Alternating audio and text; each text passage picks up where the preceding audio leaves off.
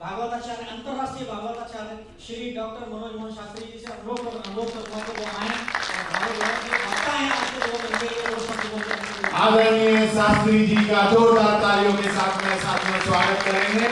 हमारे मुख्य अतिथि को सर अपने आशीर्वाद अपने वचनों से प्रेरित करेंगे और एक मार्गदर्शन करेंगे सभा को। प्लीज आदरणीय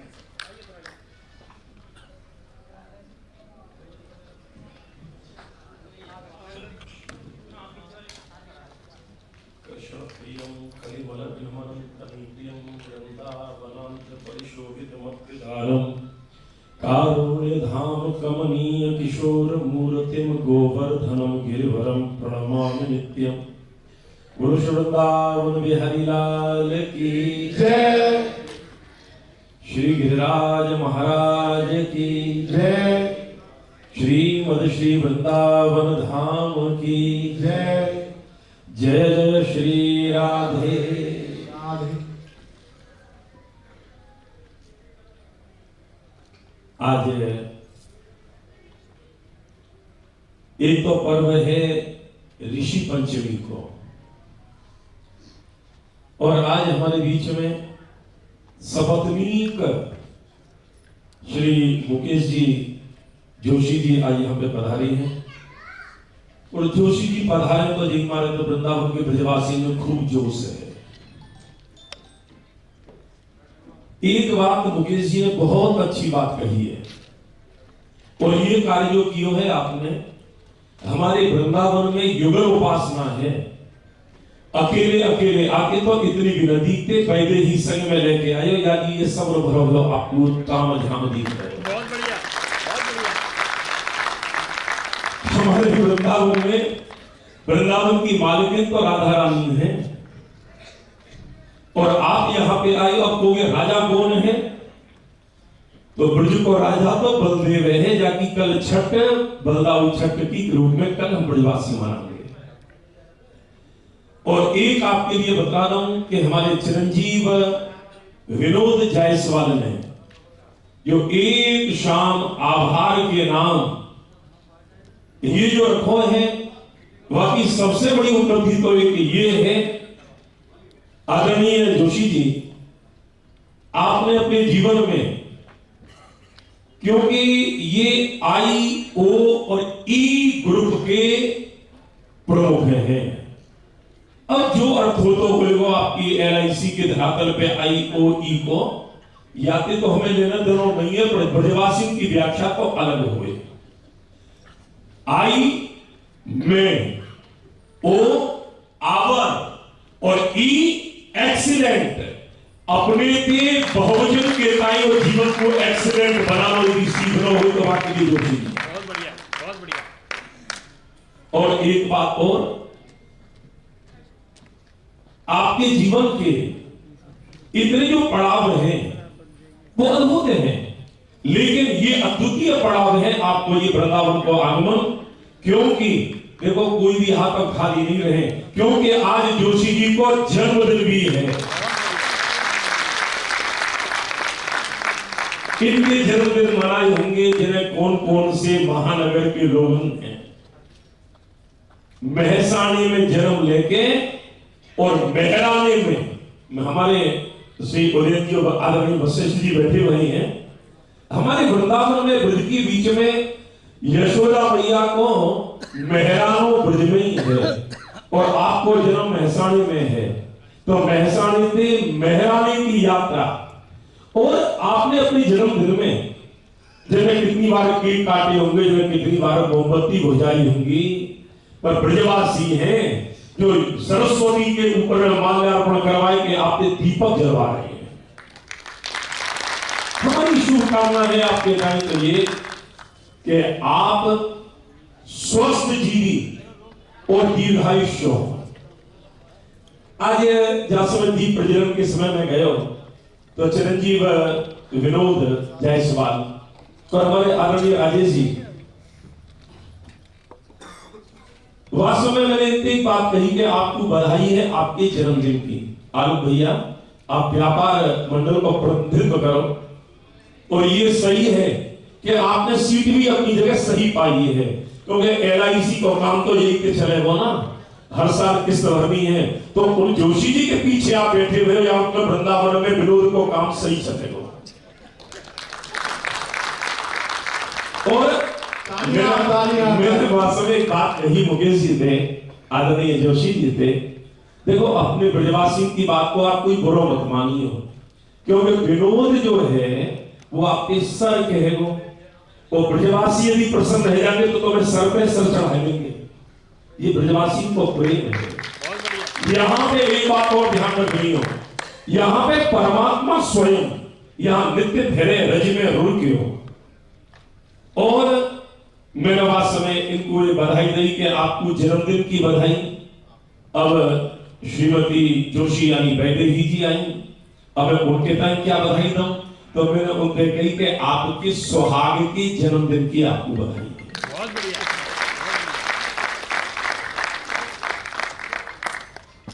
ये जो आप देख रहे हैं विनोद के टाइम, आज हमें मालूम पड़ो कि यहाँ की उन्नति की चाबी राजेश जी पे है कि आदरणीय मुकेश जी तक जा रही है। ये चाबी आज रहस्य खोलो। हमारी शुभकामना है श्री जोशी जी के लिए। पर एक बात जरूर है, इतना व्यस्त जीवन, जो सुबह की चाय पी में बंबई में, दोपहर को भोजन करें अहमदाबाद में, और संध्या को दिल्ली में आए के पर वृंदावन वाले ने आपको खींच लियो, आज रात को भोजन वृंदावन में हो गयो। कहां की कैसी यात्रा है। आप अति व्यस्त हैं, लेकिन हमें एक विश्वास जरूर है कि कम से कम क्या कन्हैया के घर में आप यदि आते रहोगे तो जोशी जी को जो निरंतर बढ़ते रहेगा, आपकी ऊर्जावान होगे। ये भूमि वो है जो विश्व के बीच में जिनने अपनी क्रांति को शंख बजायो, ऐसो बंसी मारो, यही भूमि में रुड़क तो फेरो। बहुत बढ़िया, बहुत बढ़िया। यहाँ नित्य फेरे बीच में रुड़के हो। तो आपके ताई पुनः बहुत बहुत शुभकामना। और आज की जो शाम एक आभार के नाम है, श्याम राम के नाम, एक शाम शाम के नाम, लेकिन ये अपने आप में एक ही संस्था है। एक एक अपने आप में संस्था है। और ये अद्भुत संयोग है जो आप आज आए हो, आते रही हो। लाला को घर है, अपनों घर समझ के या आभार को स्वीकार करके और अपने जोश के ताई हम लोगों के बीच में बिखेरते भाई अपने ज्ञान को हमारे लोगों के ब्रजवासी के ताई या को लाभ प्राप्त होता रहे। यही के संग वाणी को विराम दूं। बहुत बहुत धन्यवाद। जोरदार तालियों से आदरणीय से। अब इंतजार की घड़ियां खत्म होती हैं। आज के जिनके लिए ये आंखें पल के बिछाई बैठी हैं, आदरणीय लाइफ कोच नेशनल इंटरनेशनल आदरणीय श्री जोशी जी का मंच पे स्वागत है। सर प्लीज आइए, आपको सुनने के लिए, आपको देखने के लिए, आपको बात करने के लिए पूरा ब्रज मंडल आपकी तरफ देख रहा है। उन्हें आपको फिर एक बार जन्मदिन की ढेर सारी बधाइयां। ईश्वर आपको दीर्घायु दे, ऊर्जावान, तेजवान, बलवान, बुद्धिमान, दयावान, धनवान, सारे सुख आपके पास में हो। आदरणीय जोशी जी, जोरदार तालियों के साथ में आदरणीय सर, मंच आपके हवाले। धन्यवाद।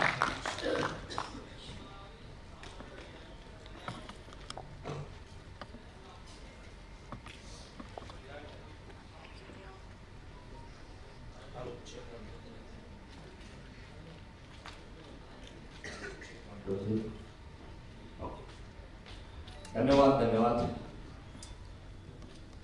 सच में अपने आप को बहुत ही भाग्यशाली मानता हूं मैं, क्या इस शुभ अवसर पर आज जन्मदिन है और इतनी पावन भूमि पे खड़ा हूं मैं। तो सबसे पहले तो इस भूमि को और आप सभी को मैं नतमस्तक होके आप सभी का स्वागत करूंगा।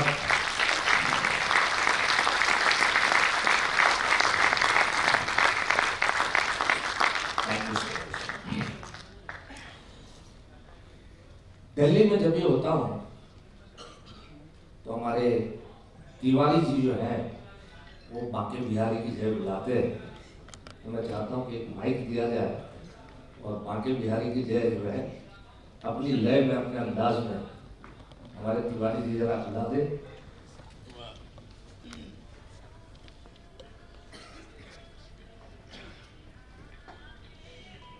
जय श्री राम साहब। मैं भी जैसे विनोद भैया है, जैसे मैं भी साहब का अनुयायी हूँ। इन्हीं के सानिध्य में, इन्हीं की गाइडेंस में हम लोग काम करते हैं।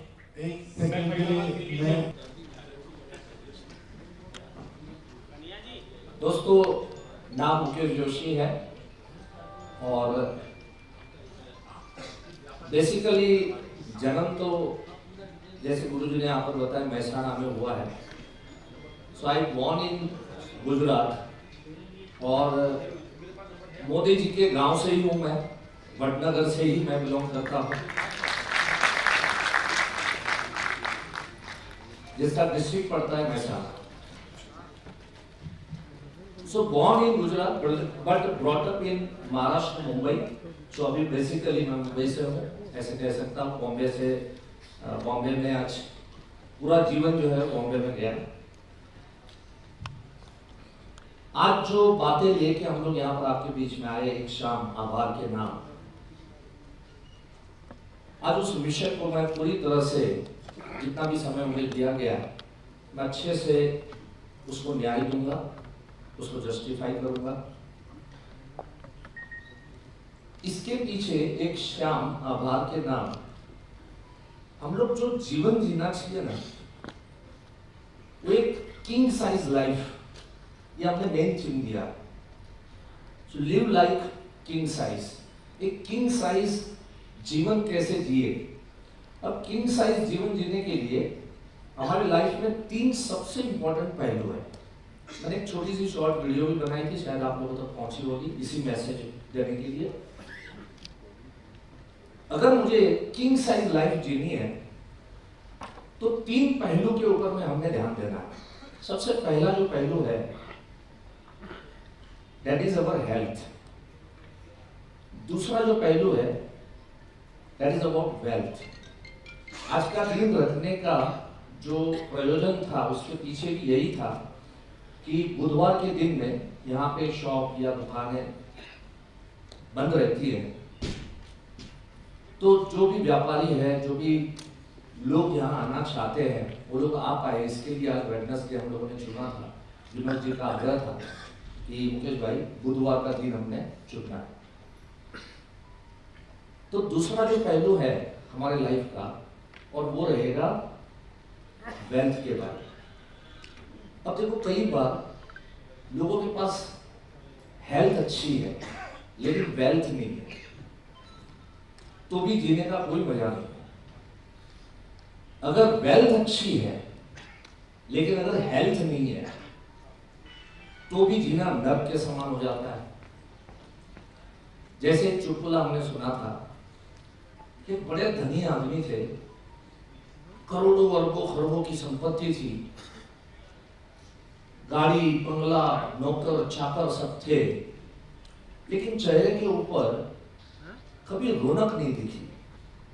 तो किसी ने पूछा कि ये चेहरे पे इतनी संपत्ति है, इतने पैसे आपके पास में, इतने धनी आप, लेकिन ये चेहरे पे रौनक क्यों नहीं रहती? बोले रौनक कहां से रहेगी?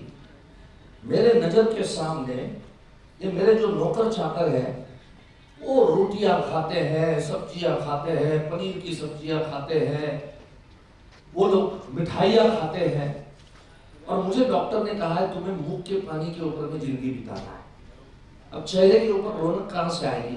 पैसे आपके, और आप ही वो चीज खा नहीं सकते। तो इसका मतलब है कि अगर हमारे पास वेल्थ है लेकिन अगर हेल्थ नहीं है तो भी नहीं चलेगा। और कई बार ऐसा आपने देखा होगा कि अपार संपत्ति है, अच्छी खासी हेल्थ भी है, लेकिन फिर भी जीवन में खुशियां नहीं है, कहीं ना कहीं कोई खालीपन नजर आता है। तो ये कौन सा खालीपन है? इस खालीपन को कैसे भरा जाए? आज इस विषय को लेके मैं आपके बीच में उपस्थित हुआ। और अगर ये 3 सब्जेक्ट अच्छे से हमने समझ लिए तो तो मैं मानता हूं कि वी ऑल कैन लिव, जो लाइफ हमें जीनी है वो हम किंग साइज लाइफ हम लोग जी सकते हैं। चलिए सबसे पहले मैं शुरू करूं आप लोगों से, और उसके पहले, लेकिन वो भी मेरा एक पार्ट है, सबसे पहले मैं हेल्थ के ऊपर कुछ बात बताऊंगा, लेकिन शुरू करूं उससे पहले मैं आप सबको बता दूं, मैं कोई डॉक्टर नहीं हूं, मैं कोई हेल्थ एक्सपर्ट नहीं हूं। हाँ, लेकिन जैसे आज मेरा जन्मदिन है तो ये भी बता दूं कि आज 55 साल मेरे यहाँ पर कंप्लीट कर रहा हूं मैं, और 56वें साल में अभी मैं आगे बढ़ूंगा। तो आज ये कह सकता हूं कि जो कुछ सीखा हूं पिछले 25-30 सालों में हेल्थ को लेके, और जिस हिसाब से मैं जी रहा हूं, मैं चाहता हूं कि उसी का कुछ शेयरिंग का पोर्शन मैं आप लोगों के बीच में करूं।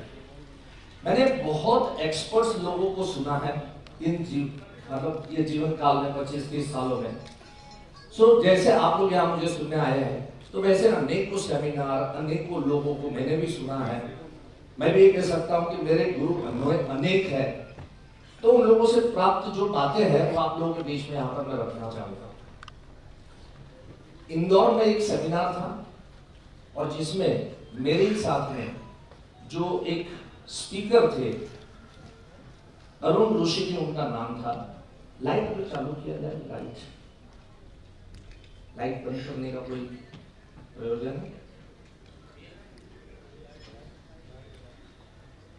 जी, राइट। क्या पर्पस था? कुछ दिखाना था, क्या था? लग रहा है ऐसे ही कुछ हो गया। अच्छा, ठीक। इंदौर में एक सभा थी, उसमें 800 लोग उपस्थित थे। जो लोग इंदौर से शहर से परिचित होंगे तो उनको पता होगा, सयाजी होटल वहां पर है, एक 5 स्टार होटल है, उस होटल के अंदर प्रोग्राम रखा हुआ था। 800 लोग भरे हुए थे, बैठे हुए थे, और उसमें अरुण जी ने बहुत सुंदर बातें बताई जो हेल्थ से कनेक्टेड थी। उनका कहना यह था, और आज की सभा से भी थोड़ा कनेक्टेड है, इसके लिए पहले शुरुआत में वहां से करना चाहूंगा। उन्होंने बहुत सुंदर बात बताई थी कि अगर सच में अच्छी सेहत रखनी है तो अपने हाथ जो है, अपने हाथों में, अपने पाम में कहा जाता है 40 पॉइंट्स है, और ये 40 पॉइंट्स जो है अपने बॉडी के सारे अंग के सारे पॉइंट्स इसमें लगे हुए हैं। इसको हम लोग एक्यूप्रेशर भी कहते हैं, आप लोगों ने नाम सुना ही होगा और आप लोग परिचित भी होंगे इस शब्द से।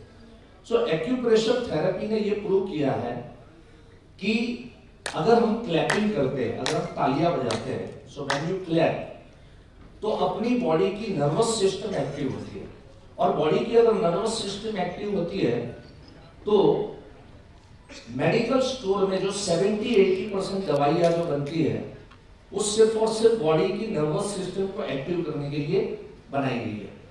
उनका ये कहना था कि रोज की अगर 100 ताली बजाई जाए, 100 ताली अगर रोज की बजाई जाए, तो लाइफ में आपको कोई भी छोटी मोटी बीमारी नहीं आ सकती है, ऐसा उनका कहना था। और रोज की 100 ताली वो कहते थे, लेकिन उसके ऊपर मैंने 8 ताली थोड़ी बढ़ा दी, 108 का आंकड़ा ऐसे भी अच्छा रहता है।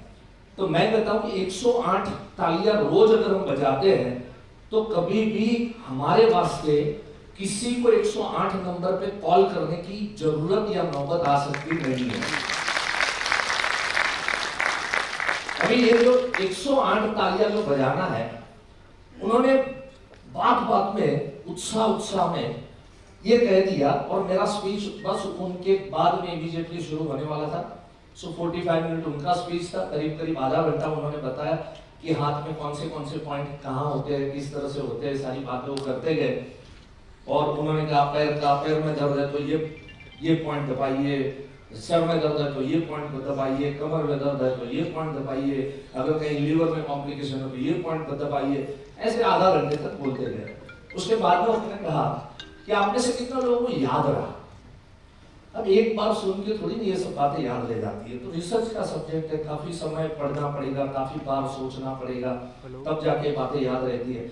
तो मेरे जैसे बहुत लोगों ने ऐसे मुंडी हिलाया, मैं भी आगे की रो पे बैठा हुआ था, मुंडी हिलाया कि याद तो नहीं रहा, सारे पॉइंट याद नहीं रहे। बोले सारे पॉइंट याद नहीं रहे ना, फिक्र मत करो, बोले रोज की 108 तालियां बजाया करो रोज की, राइट। तो जहां जहां खराबी है वो अपने आप में ठीक हो जाएगी। मुझे ये पॉइंट अच्छा लगा, अगर आपको लगा तो आप भी ताली बजा सकते हैं। तो कहीं कोई याद रखने की जरूरत नहीं है कि कौन सा पॉइंट दबाने से क्या होता है। रोज की 108 तालियां अपने को बजानी। बात में उत्साह में उन्होंने ये कह दिया कि रोज की अगर 108 तालियां आप बजाते हैं तो आपको कभी जीवन में हार्ट अटैक नहीं आएगा। और जैसे ही ये स्टेटमेंट उन्होंने दिया, 800 लोगों में कई सारे डॉक्टर भी बैठे हुए थे, कई सारे चार्टर्ड अकाउंटेंट थे, कई सारे लोग अलग अलग व्यवसाय से आए हुए थे। एक भाई साहब ने उंगली उठाई, एक्सक्यूज मी मिस्टर अरुण। बोले यस, बताइए आप क्या कहना चाहते हैं। Mister Arun, I am doctor so and I am cardiac surgeon, मैं हार्ट स्पेशलिस्ट हूँ, I am cardiac surgeon and don't give such a type of nonsense statement in front of 800 people. बोले 800 लोगों के सामने ना ऐसी बकवास वाली बातें ना करे मेहरबानी करके, because I know in and out of heart, मुझे पता है हार्ट का क्या मामला होता है। सो ऐसी फेंकने वाली चीजें इन 800 लोगों को गुमराह ना करे ऐसी बातें करके। जब कोई ऐसा कोई चैलेंज अगर दे दे स्पीकर को तो मामला थोड़ा बिछड़ जाता है। और सबसे ज्यादा उन 800 लोगों में से सबसे ज्यादा दुखी और परेशान कोई अगर था तो वो मैं था, क्योंकि 10 मिनट के बाद मुझे मंच पे जाना था। तो मैं सोचा अच्छा खासा माहौल जमा हुआ था, लोग खुश थे, लोग तालियां बजाते थे, हल्की फुल्की छोड़ो, इतनी लंबी चौड़ी छोड़ने की क्या जरूरत थी।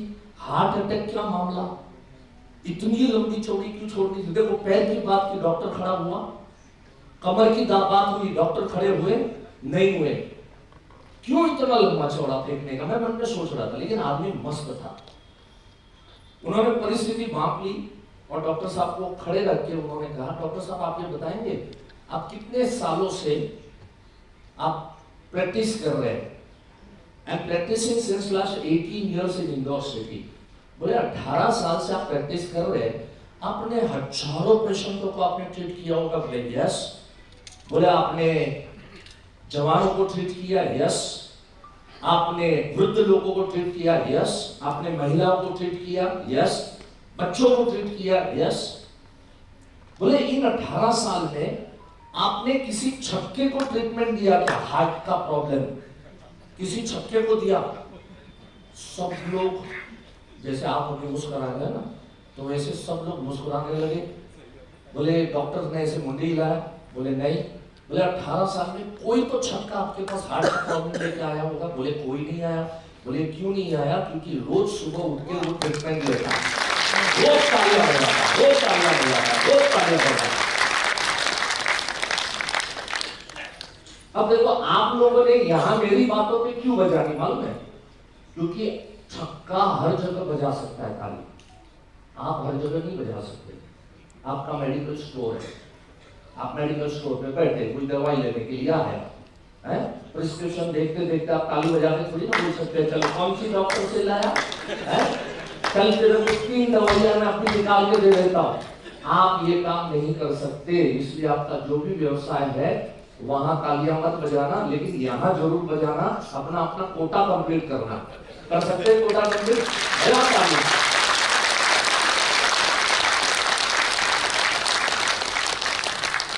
अब क्या है ये रोज आपको ध्यान रखना है कि 108 ताली बजी या नहीं बजी, है ना। आज की यहाँ पर आज का कोटा यहाँ पर कंप्लीट करके जाओ, भूख भी जम के लगेगी, मजा आएगा आपको, राइट, अच्छा रहेगा।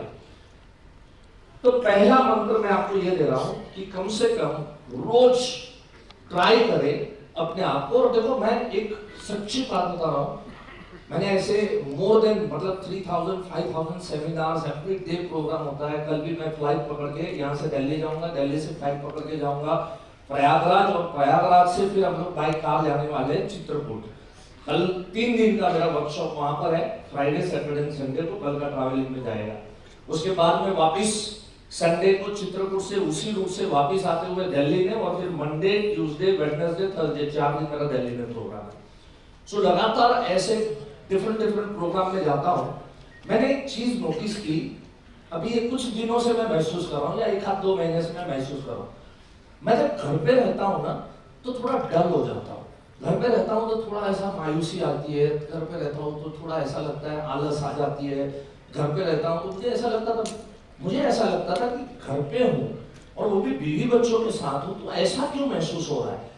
अब जाके कहीं मुझे पता चला, क्योंकि घर पे मैं भी अगर रहता हूँ तो मैं भी 100 तालियों से वंचित रह जाता हूँ ना, और इसकी वजह से कहीं ना कहीं ये ऐसा महसूस हो रहा है। तो अब मैंने घर पे भी मैंने ये नक्की किया है, दरवाजा बंद करके 100 ताली बजाता हूँ तो तरोताजा हो जाता हूँ और फिर बाद में फैमिली के साथ में अच्छा समय बिता लेता हूँ। चलिए, ये पहला मुद्दा मैंने आपके बीच में रखा। देखिए, हेल्थ के ऊपर मैं आपको छोटे छोटे टिप्स दूंगा, बहुत छोटे छोटे टिप्स दूंगा, जो मैंने वर्षों के तकलीफ के बाद या तकलीफ हुई उसके बाद या जो भी हुआ, क्योंकि इतना जैसे गुरुजी ने आपको कहा एकदम 100% ऐसा सही है। अनेकों दिन ऐसे मेरे गए कि सुबह में मैंने चाय चेन्नई में पी, दोपहर का लंच जो है मैंने मुंबई में लिया और रात का जो है डिनर मैंने कलकत्ता में लिया। अनेकों बार ऐसा हुआ, अनेकों बार, एक बार नहीं, पिछले 25 सालों में ऐसा कई बार ऐसा हुआ है। तो बाहर का खाना, बाहर का रहना, अलग अलग जगह पे अलग अलग प्रांत का पानी, ये सब चीजें असर तो करती है। तो कहीं ना कहीं मुझे ऐसा महसूस हो रहा था कि बॉडी में थोड़ी एनर्जी घट रही है। ये मैं कब की बात कर रहा हूँ, 10-12 साल पहले की मैं बात कर रहा हूँ। और उसके उस दौरान देखो, हम लोग सुनते रहते हैं, एक्सरसाइज करिए, प्राणायाम करिए, योगा करिए, मेडिटेशन करिए, ये कीजिए, वो कीजिए, अब दुनिया भर की बातें हम लोग सुनते रहते हैं। लेकिन इसमें से हम कितने मानते हैं, ये महत्व की है। और मैं भी नहीं मान रहा था, लेकिन 10-12 साल पहले एक हेल्थ एक्सपर्ट की बात मैंने सुनी और तब से मैं चौकन्ना हो गया।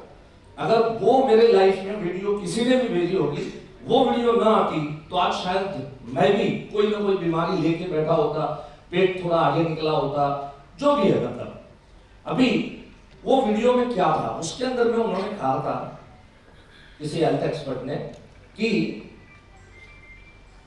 प्राणायाम है, योगा है, मेडिटेशन है, बोले आप करो या ना करो, ईश्वर ने आपकी उम्र 90 साल की लिखी है।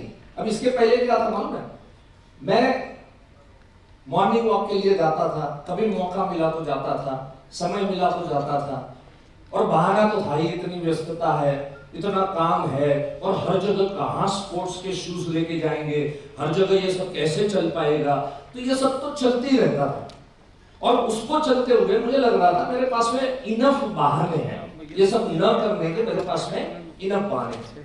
लेकिन हुआ ये कि उस वीडियो में उस व्यक्ति ने कहा कि अगर तुम्हारी आयु 90 साल की ईश्वर ने लिखी है, तो तुम जितने योगा करने करो, न करो, कुछ न करो, प्राणायाम मत करो, मेडिटेशन मत करो, कुछ भी मत करो, लेकिन ईश्वर ने 90 साल की आयु लिखी है तो तुम 90 साल जियोगे। 90 साल तक सांस लेना है तो 90 साल तक लोगे। और कितने भी प्राणायाम करो, कितने भी एक्सरसाइज करो, कितने भी मेडिटेशन करो, लेकिन ईश्वर ने अगर तुम्हारी आयु 50 साल की लिखी है तो तुम्हें 50 साल में ईश्वर उठाएगा। और कई बार हम लोग न्यूज भी देखते हैं कि वो मॉर्निंग वॉक करने के लिए कोई गया था और पीछे ट्रक वाले ने आके उड़ाया और प्राण चले गए। उससे तो अच्छा होता वो खटिए पे सोता अपने जैसे हम लोग आराम करते हैं, तो वैसे अगर वो सोता तो ज्यादा अच्छा होता। तो ऐसी बातें सुनी होगी आपने। अब मैंने भी वो सब चीजें सुनी थी, अच्छा तो लग रहा था, लेकिन मैं सोच रहा था ये हेल्थ एक्सपर्ट है या हेल्थ डैमेजर है। बोल रहा है अगर प्राणायाम करो, नहीं करो, तुम 50 में जाना है तो 50 में जाओगे, 90 साल का आयु लिखा तो 90 तक जियोगे। लेकिन उसके बाद की जो उसकी लाइन है ना, ऐसे दिल में ठंड करके आवाज निकल के चली गई। उसके बाद उसने कहा अगर 90 साल की आयु लिखी है तो 90 साल जरूर जियोगे, लेकिन अगर प्राणायाम, योगा, एक्सरसाइज, मेडिटेशन ये नहीं करोगे तो 60 साल से व्हील चेयर के ऊपर में अगले 30 साल जियोगे। अगर ये मंजूर है तो मत करो, अगर ये मंजूर नहीं है तो करना शुरू करो। और दोस्तों ये बात मेरे दिमाग में बैठ गई कि ये सब चीजें जरूरी है। अपनी सेहत के हिसाब से अपने हम लोग बहुत व्यस्त रहते हैं, मैं समझता हूँ, मैं मानता हूँ बहुत व्यस्तता हम लोग, आजकल जीवन इतना फास्ट हो गया है।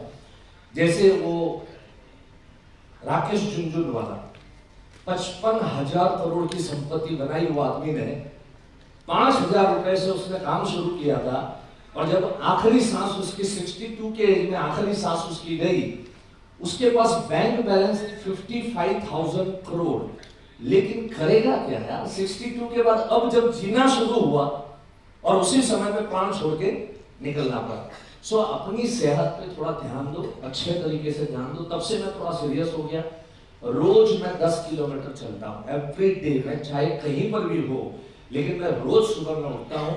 4 दिन मैं दिल्ली में हूँ, या 4 दिन मैं चेन्नई में हूँ, या मैं बेंगलोर में हूँ, हैदराबाद हूँ, मुंबई में हूँ, पूना में हूँ, कहीं पर भी हूँ, लेकिन हर जगह पे मैंने फिक्स स्पॉट डिसाइड कर रखे।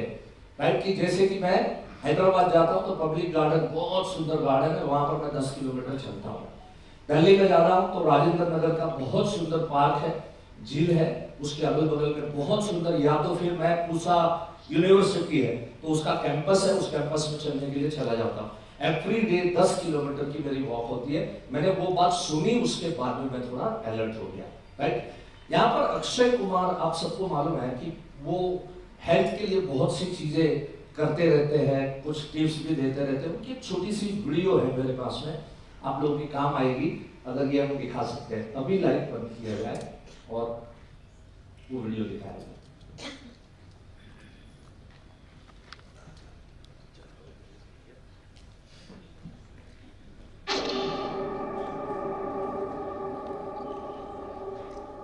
बहुत वेट करवाया यार आप लोगों ने, पर यहाँ तक आए गए हो तो मतलब ये हुआ कि आपको अपनी जान की परवाह है। गुड। पता आपकी जान कौन लेना चाहता है? आप खुद। आप खुद अपने सबसे बड़े दुश्मन। आपके अंदर की आवाज हर सुबह आपको कहती है, उठ जा दोस्त, आधा घंटा एक्सरसाइज कर ले। आप क्या कहते हो? कल कर। कल फिर वही आवाज बेचारी आपको याद दिलाती है, भाई कुछ नहीं तो वॉक ही कर ले। आप कहते हो नहीं आज संडे है, मंडे को करेंगे। जब आप रसगुल्ले खटक रहे होते हो तो वही आवाज फिर कहती है, भाई रुक जा, कितना माल ठूसेगा। पर आप सुनते कहाँ? तो आपका दुश्मन कौन है? आपको। आप भी बात समझ लो। आज मैं आपको 5 छोटे नुस्खे बताऊंगा, समझ लोगे तो जिंदगी बदल जाएगी आपकी। एक मिनट, अब समझ लो ये आप हो। दूसरों की नहीं, अपनी टांग का इस्तेमाल करो, दरवाजा खुद खोलो। अरे एक्सरसाइज नहीं करते हो तो कम से कम ये छोटे छोटे वॉक तो कर लो।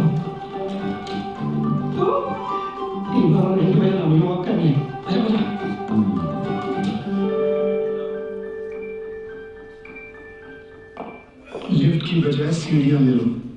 वॉक करने के लिए छोटे बहाने ढूंढो। अरे कम से कम 2 फ्लोर तो चढ़ लो, उसके बाद लिफ्ट ले लेना।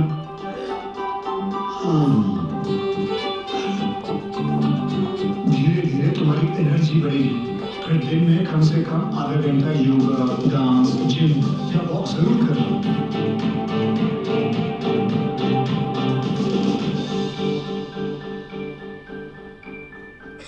मीठा और नमक कम करो।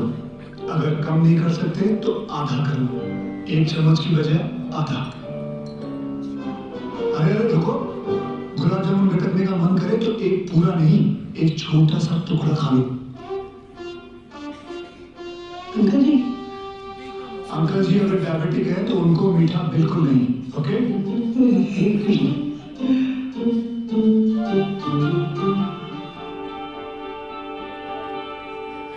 तले हुए खाने से बिल्कुल दूर भागो। अगर ऐसा लगे कि तुम इच्छा नहीं मार सकते हो तो फैसला करो कि हफ्ते में सिर्फ एक दिन थोड़ा सा खाओ। सैटरडे या संडे फिक्स कर दूंगी। संडे।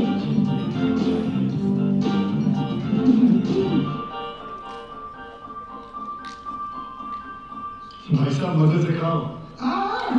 बस सिर्फ इतना ध्यान रहे कि आपकी प्लेट में हर वक्त सब्जी की मात्रा दूसरी चीजों से ज्यादा हो।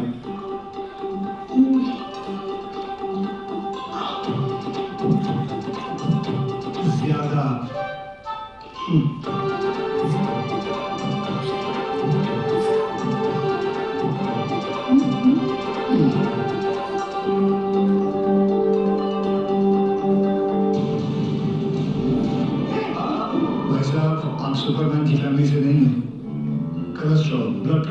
डायबिटीज, ये सारी बीमारियां आपको हो सकती है।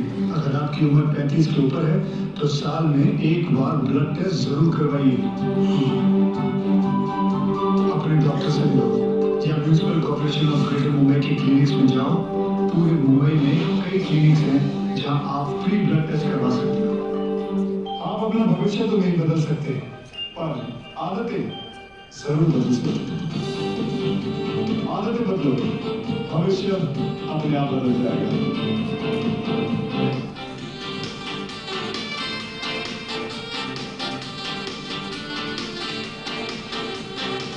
बात बड़ी सिंपल है भाई, मेरे साथ हुई है।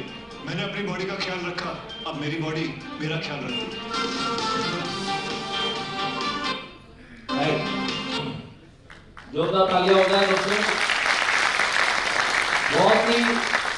बहुत ही सिंपल टिप्स है, और जिन डॉक्टरों को मैं जानता हूँ सब एक्सपर्ट डॉक्टर एक ही कहते हैं कि बीमारी का सबसे बड़ा जो मूल जो है वो है ओबेसिटी। ओबेसिटी मतलब मोटापा। जितना हो सके उससे हम लोग दूर रहे, और ये करने के लिए ये सब छोटे छोटे जो टिप्स यहाँ पर बताए गए वो टिप्स यहाँ पर आप लोग कर सकते हैं। पहले ही मैंने कहा कि मैं हेल्थ एक्सपर्ट नहीं हूँ, लेकिन जो बातें मैं थोड़ी बहुत जानता हूँ वो मैं आपके बीच में करूँगा। और अभी मैं सेकंड सब्जेक्ट की ओर जाऊँगा, एंड दैट सब्जेक्ट इज, पहले मैं हैप्पीनेस ले लूँगा, उसके बाद में विल टॉक अबाउट वेल्थ। आज वेल्थ के बहुत अच्छे टिप्स दूंगा, छोटे छोटे टिप्स दूंगा जो बहुत जरूरी है हमारे लाइफ के लिए, और हैप्पीनेस के भी अनेकों टिप्स दूंगा कि खुशियां कैसे हमारे जीवन के अंदर में आ सकती है। चलिए, खुशियां लाने के लिए सबसे पहले खुशियां लाने का एक ही तरीका है, खुद भी खुश रहने का और सामने वाले को भी खुश रखने का एक ही तरीका है, और वो तरीका है हंसना। हमेशा मुस्कुराते रहना, कोई कारण हो या ना हो। मैं कोई चुटकुला बोलूं तो ही हंसना ऐसा जरूरी नहीं है। हमेशा मुस्कुराते रहो, मुस्कुराता हुआ चेहरा हमेशा अच्छा लगता है। वो गाना है ना, हिंदी फिल्म में देखते हो आप लोग, हंसता हुआ नूरानी चेहरा, काली जुल्फे रंग सुनहरा, तेरी जवानी तौबा तौबा। ये गाने नहीं सुनते लगते आप लोग? ये सुना नहीं आपने? हाँ, पुराना गाना का। हाँ पुराना है, लेकिन सुना है ना? अच्छा, नहीं सुना है तो फिर साथ क्यों नहीं किया? ये मत समझो खाली मेरे को ही बोल रहा है, आप नहीं बोल सकते। हंसता हुआ, देखो कवि ने क्या लिखा, हंसता हुआ नूरानी चेहरा। जब कोई भी चेहरा हंसता है तो वो नूरानी होता है। देखो कवि ने ये नहीं लिखा कि हंसता हुआ गोरा चेहरा, जो गोरा चेहरा वही हंसे तो नूरानी लगे, ऐसा कोई जरूरी नहीं है। आप गोरे हो, काले हो, छोटे हो, मोटे हो, नाटे हो, टकले हो, जैसे भी हो, लेकिन मुस्कुराते हो तो हमेशा चेहरा जो है वो नूरानी हो जाता है। इसलिए हमारे कवि मित्र ने बहुत सुंदर 2 लाइनें लिखी है। अगर कोई गधा मुस्कुराता हुआ नजर आए, यार यहाँ तो रिवाज ही अलग है, कोई वाह वाह कुछ नहीं, ऐसे बैठे रहते हो आप, वाह वाह वाह करो जरा, महफिल तो जमानी पड़ेगी बॉस, नहीं तो मजा नहीं आएगा। ऐसे महफिल नहीं जमती, वाह वाह वाह जरा कुछ होना चाहिए। हाँ क्या, अरे यार अब लग रहा है यहाँ पर वृद्धभूमि में खड़ा हूं मैं। कृष्ण भगवान के हम लोग इतने, और कृष्ण भगवान तो हमेशा मुस्कुराते थे, हमेशा चेहरा हुआ मुस्कुराता हुआ प्रसन्न चेहरा हमेशा रहता था। अगर उस भूमि में है तो प्रसन्नता तो आपके रग रग के अंदर में होनी चाहिए। तो अगर कोई गधा मुस्कुराता हुआ नजर आए, हाय हाय हाय दिल लुट लिया आपने। अगर कोई गधा मुस्कुराता हुआ नजर आए तो समझ लेना मनुष्य बनने जा रहा है, क्योंकि हंसने की ताकत, मुस्कुराने की ताकत ईश्वर ने सिर्फ और सिर्फ ईश्वर ने इंसानों को दी है। कोई गधा, कोई प्राणी, कोई जानवर, कोई पंछी, कोई जंतु मुस्कुरा सकता है क्या? नहीं, ये ताकत सिर्फ और सिर्फ किसको दी है? इंसान को दी है। इसलिए मेरे कवि मित्र ने लिखा है, अगर कोई गधा मुस्कुराता हुआ नजर आए तो समझ लेना कि मनुष्य बनने जा रहा है, और अगर कोई मनुष्य मायूस नजर आए तो समझ लेना ये वाला स्टेटमेंट ना आजकल मुझे कभी कंप्लीट नहीं करना पड़ा, बिल कंप्लीट करना मुझे अच्छा भी नहीं लगता। हाँ, लोगों ने ही कंप्लीट किया है आज तक, क्योंकि इंसान को ईश्वर ने दिमाग भी दिया हुआ है, राइट। सो वो चीजों का जो ईश्वर ने एक्सक्लूसिवली हमें दी है उसका हम लोगों ने भरपूर प्रयोग करना चाहिए, उसका इस्तेमाल करना चाहिए। हंसने के ऊपर एक छोटी सी मैं क्लिप अगेन आपको दिखाऊंगा। सत्यमेव जयते ने आमिर खान कुछ मैसेज दे रहे हैं और उनकी बात हम सुनेंगे और क्या है ना साथ में माहौल बनाएंगे हम लोग। खाली क्या करो, स्टेज की लाइट डिम कर दो, बाकी पब्लिक की लाइट चालू रखो, क्योंकि इसमें जो कहा गया वो आप सबने करना है, मजा आ जाएगा, अच्छा लगेगा। देखिए चलिए।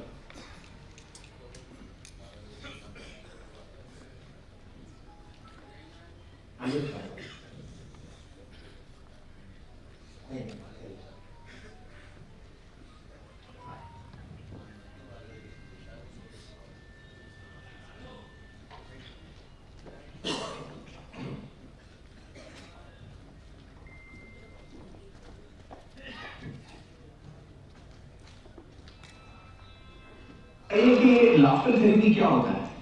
लाफ्टर थेरेपी यानी हास्य योग, लाफ्टर योगा हम बोलते हैं, एक ऐसी पद्धति है जिसमें कोई भी आदमी बिना कारण बिना जो हंसी को एक एक्सरसाइज के रूप में कर सकता है। हंसी एक ऐसी चीज है जो आदमी हंसे और आपकी जो इम्यून सिस्टम इतना स्ट्रांग हो जाता है, स्ट्रेस लेवल इतने नीचे हो जाते हैं कि आप जल्दी से बीमारी नहीं पड़ोगे, और अगर कोई बीमारी है, क्रॉनिक बीमारी भी है, तो आप जल्दी से ठीक हो जाओगे। ये हमने रिसर्च किया। तो अभी आप हमें हंसाएंगे? बिल्कुल हंसाएंगे। चलिए चलिए। क्योंकि बिना कारण हंसना बहुत मुश्किल है, इसलिए हमने धीरे धीरे इसको स्टेप्स बनाए। तो पहला है क्लैपिंग। आप हाथ पूरे फैला करके जो ऐसे इस तरह से की जाती है,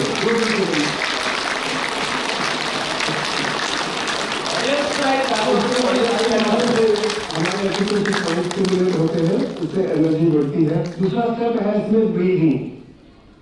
हाथ आगे निकालिए, हाथ आगे निकालिए सभी। अच्छा, लंबा सांस दीजिए और लीजिए।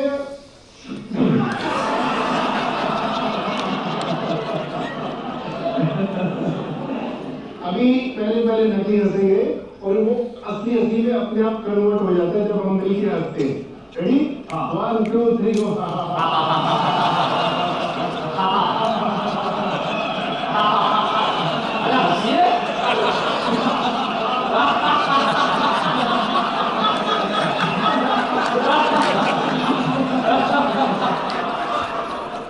चलिए, एक एक्सरसाइज है, इसको बोलते हैं लस्सी लाफ्टर, क्योंकि मैं पंजाब से हूँ, तो पंजाब की लस्सी को यहाँ भी बहुत पीते हैं लस्सी। मिक्स करेंगे।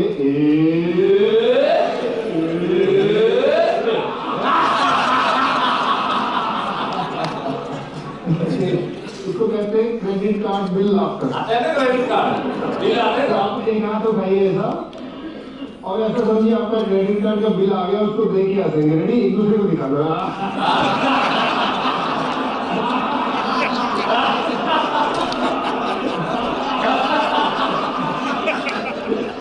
अभी अगली हंसी है, जस्ट आप मैं क्यों हंसा मुझे नहीं मालूम है क्यों। ओके, 1 2 3।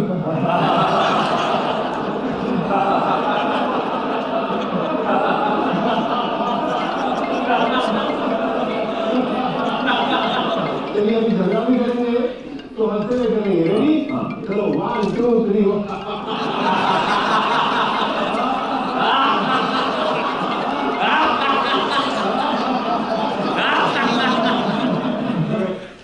लास्ट वाला बात है ना, मुझे बहुत पसंद आता है। झगड़ा भी करेंगे तो हंसते हुए करेंगे। आज तो हालांकि आज तो विनोद भैया यहाँ पर प्रसाद देने वाले, लेकिन कल खाना खाने बैठे, भाभी जी ने थाली परोसा, आपको खाना पसंद नहीं आया, झगड़ा करने का, लेकिन कैसे करने का?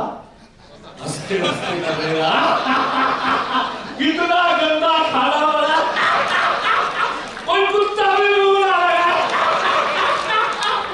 भाई बोलेगी इसीलिए तुझे दिया है।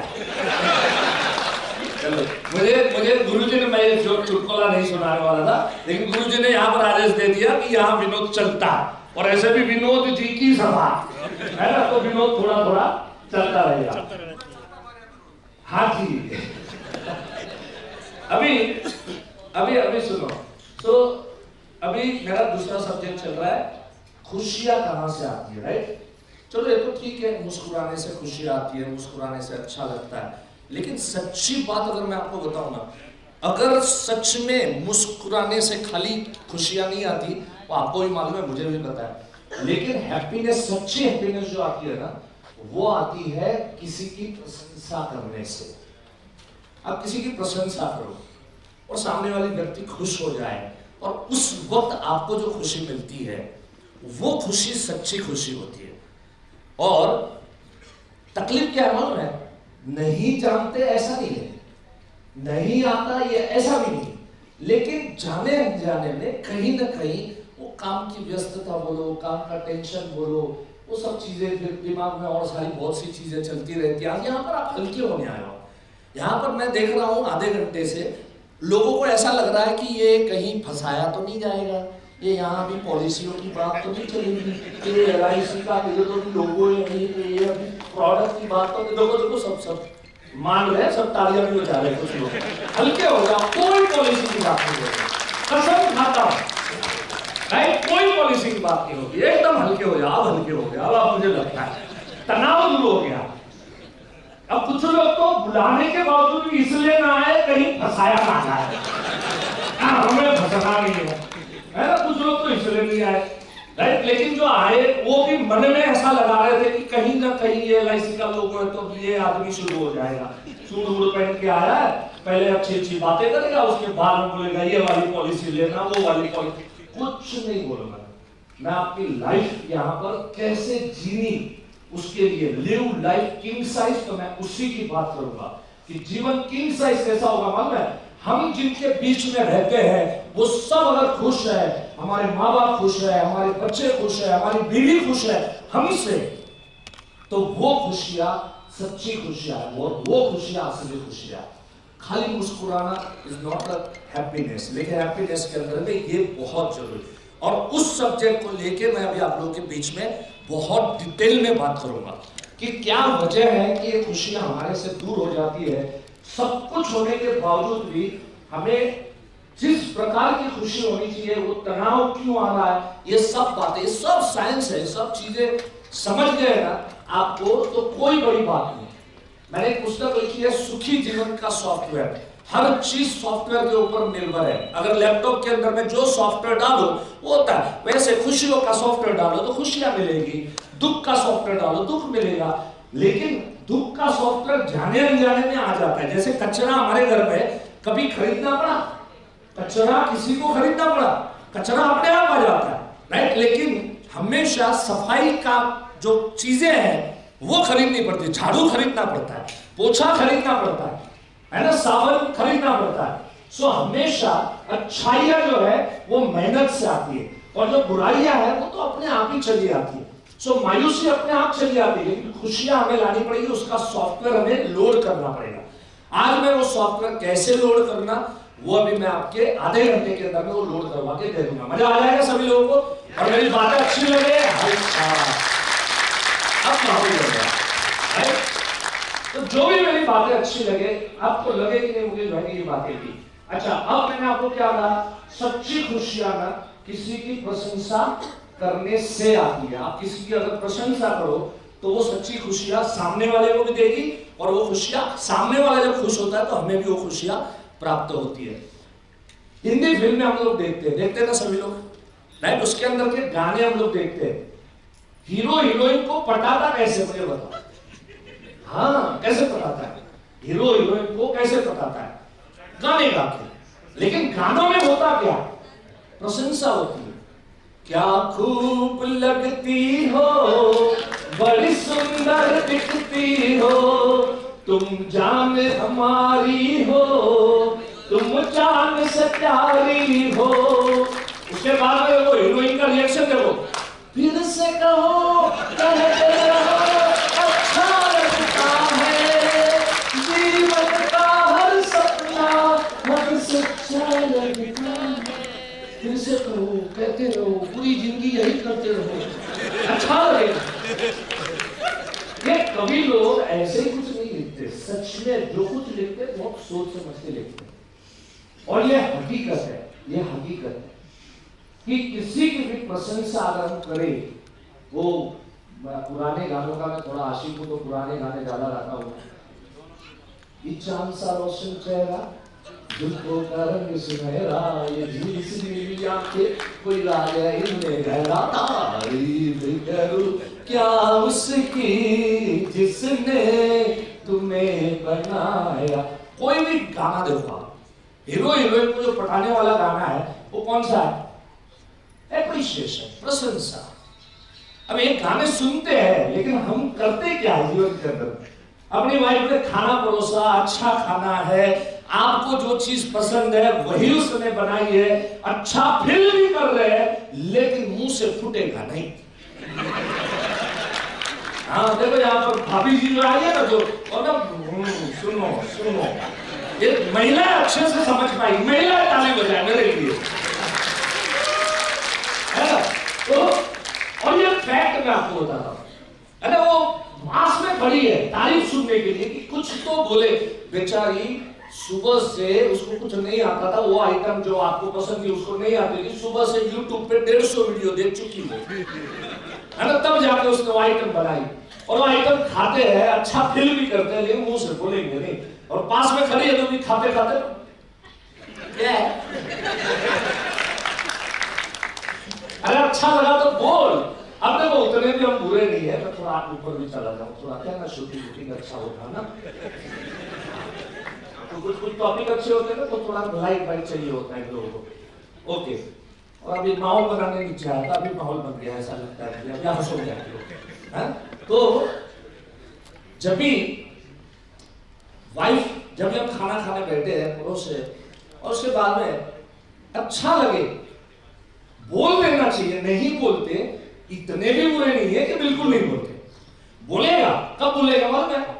हेलो, रात को 9 बजे खाना खाया, सुबह 9 बजे ऑफिस या दुकान जाते वक्त ना बैग लेके बाहर निकलेगा, थैला लेके, तब बोलेगा कल अच्छा लगाए थे।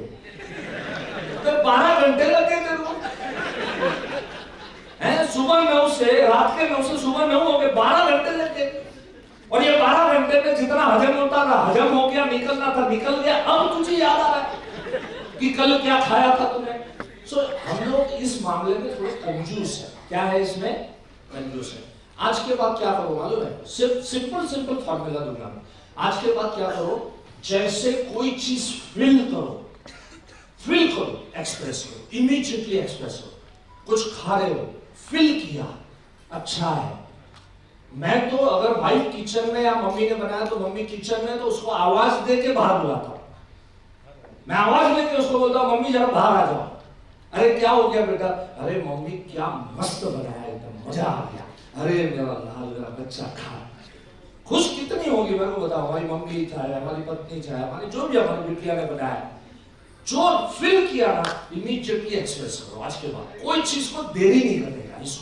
इसको बोलता हूं मैं, फील हुआ एक्सप्रेस करो। अनेकों चीजें होती। आपकी वाइफ तैयार होके साड़ी पहन के जैसे आपके सामने आई, फील किया, मस्त दिखती है, तुरंत बोल देने का, क्योंकि आपके बोलने से पहले अगर किसी और ने बोल दिया।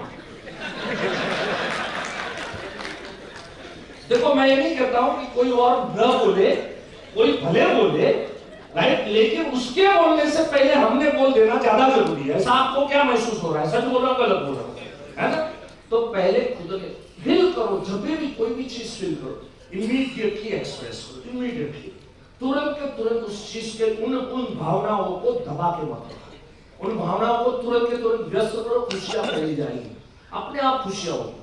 कहीं मैं खाली यहाँ पर 2-3 कैरेक्टर की बात करूं, दैट डजंट मीन 2-3 कैरेक्टर। भाई के साथ भाई कुछ अच्छा कर रहा है, दीदी कुछ अच्छा कर रही है, कर रही है, कोई भी कुछ अच्छा कार्य कर रहा है, आपको फील हो रहा है, इमीडिएटली एक्सप्रेस करना है।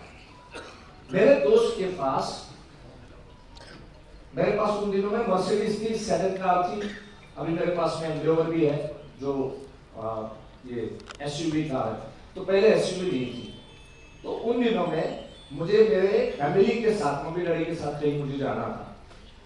तो मेरे दोस्त के पास इनोवा थी, तो मैंने उसको फोन किया कि दोस्त इनोवा कल खाली है? बोले हाँ मुकेश पड़ी है, लेके जाना, कोई बात नहीं है। सुबह 6 बजे मैं इनोवा गाड़ी लेने के लिए मेरे घर से बाहर निकला। एक ऑटो रिक्शा आ रही थी, अब ऑटो में ही जाना था मुझे उसके घर पे, और वहां से गाड़ी लेके आना था। तो एक ऑटो रिक्शा वहां से आई, उसको हाथ दिखाया, उसने उस ऑटो रिक्शा ड्राइवर ने को मैंने कहा मैं रहता हूँ खंडीवली में, तो उसने मैंने कहा मुझे बोरीवली जाना है, मेरा दोस्त बोरीवली में रहता है। जैसे मैंने उसको डेस्टिनेशन का बोरीवली जाना है, उसने मुझे कहा भाई साहब मुझे ना गोरेगांव जाना है, उसको इस तरफ जाना था, मुझे इस तरफ जाना था। ठीक है हम क्या कर सकते हैं। वो ऑटो वाला 4 कदम आगे गया और आगे जाके उसने गाड़ी रुकाया और मुंडी बाहर निकाल के उसने मेरी तरफ देख के बोला भाई साहब आइए बैठिए, नाके तक लेके जाता हूं, वहां से आपको दूसरी ऑटो मिल जाएगी, पैसे नहीं लेना साहब। अब सच बोलो फील क्या होता है कि अच्छा ऑटो वाला है ना, अच्छा आदमी है ना, कि उसने अपनी तकलीफ को जानी और 4 सेकंड में जान के उसने रुकाई गाड़ी। पहले तो मना कर दिया, उसके बाद 4 सेकंड में जाके गाड़ी रुकाई और मुझे नाके तक छोड़ने के लिए तैयार हो गया। मैंने फील किया ये अच्छा इंसान है। जैसे मैं बैठा और इमीडिएटली, क्योंकि ये सब सीखा हुआ है ना, ये सब सॉफ्टवेयर लोड है, खुद खुश कैसे रहना, किसी को खुश कैसे रखना, तो मैं तुरंत के तुरंत इमीडिएटली उसके कंधे पे हाथ रखा और उसके हाथ रख के मैंने बोला भैया आप बहुत अच्छे दिल के इंसान है, आजकल आप जैसे दूसरों के बारे में अच्छा सोचने वाले इस दुनिया में नजर कम आते हैं, आप बहुत अच्छे दिल के इंसान हैं। जैसे मैंने ये चीज बोली इमीडिएटली वो ड्राइवर मेरी तरफ मुड़ के मुझे पूछ रहा है भाई साहब बोरीवली में बताइए एग्जैक्टली जाना कहां है। उसने मुझे नाके पे नहीं छोड़ा, उसने मुझे जहां मुझे पहुंचना था वहां छोड़ा। अब देखो आप लोग सीन समझो आपके साथ होता तो आप में से कोई इंसान ऐसा नहीं है, कोई इंसान, मुझे पक्का मालूम है उतने गहरे गुजरे लोग नहीं है, हम में से कोई इंसान ऐसा नहीं है कि इस ऑटो रिक्शा को आप थैंक्स नहीं बोलते इस ड्राइवर को। आप सब लोग बोलते, लेकिन आप सब लोग कब बोलते? आप कब बोलते? आप उतरते समय बोलते। बस ये गलती कर रहे हैं ना जो, कि जब फील होता है वो एक्सप्रेशन नहीं करते।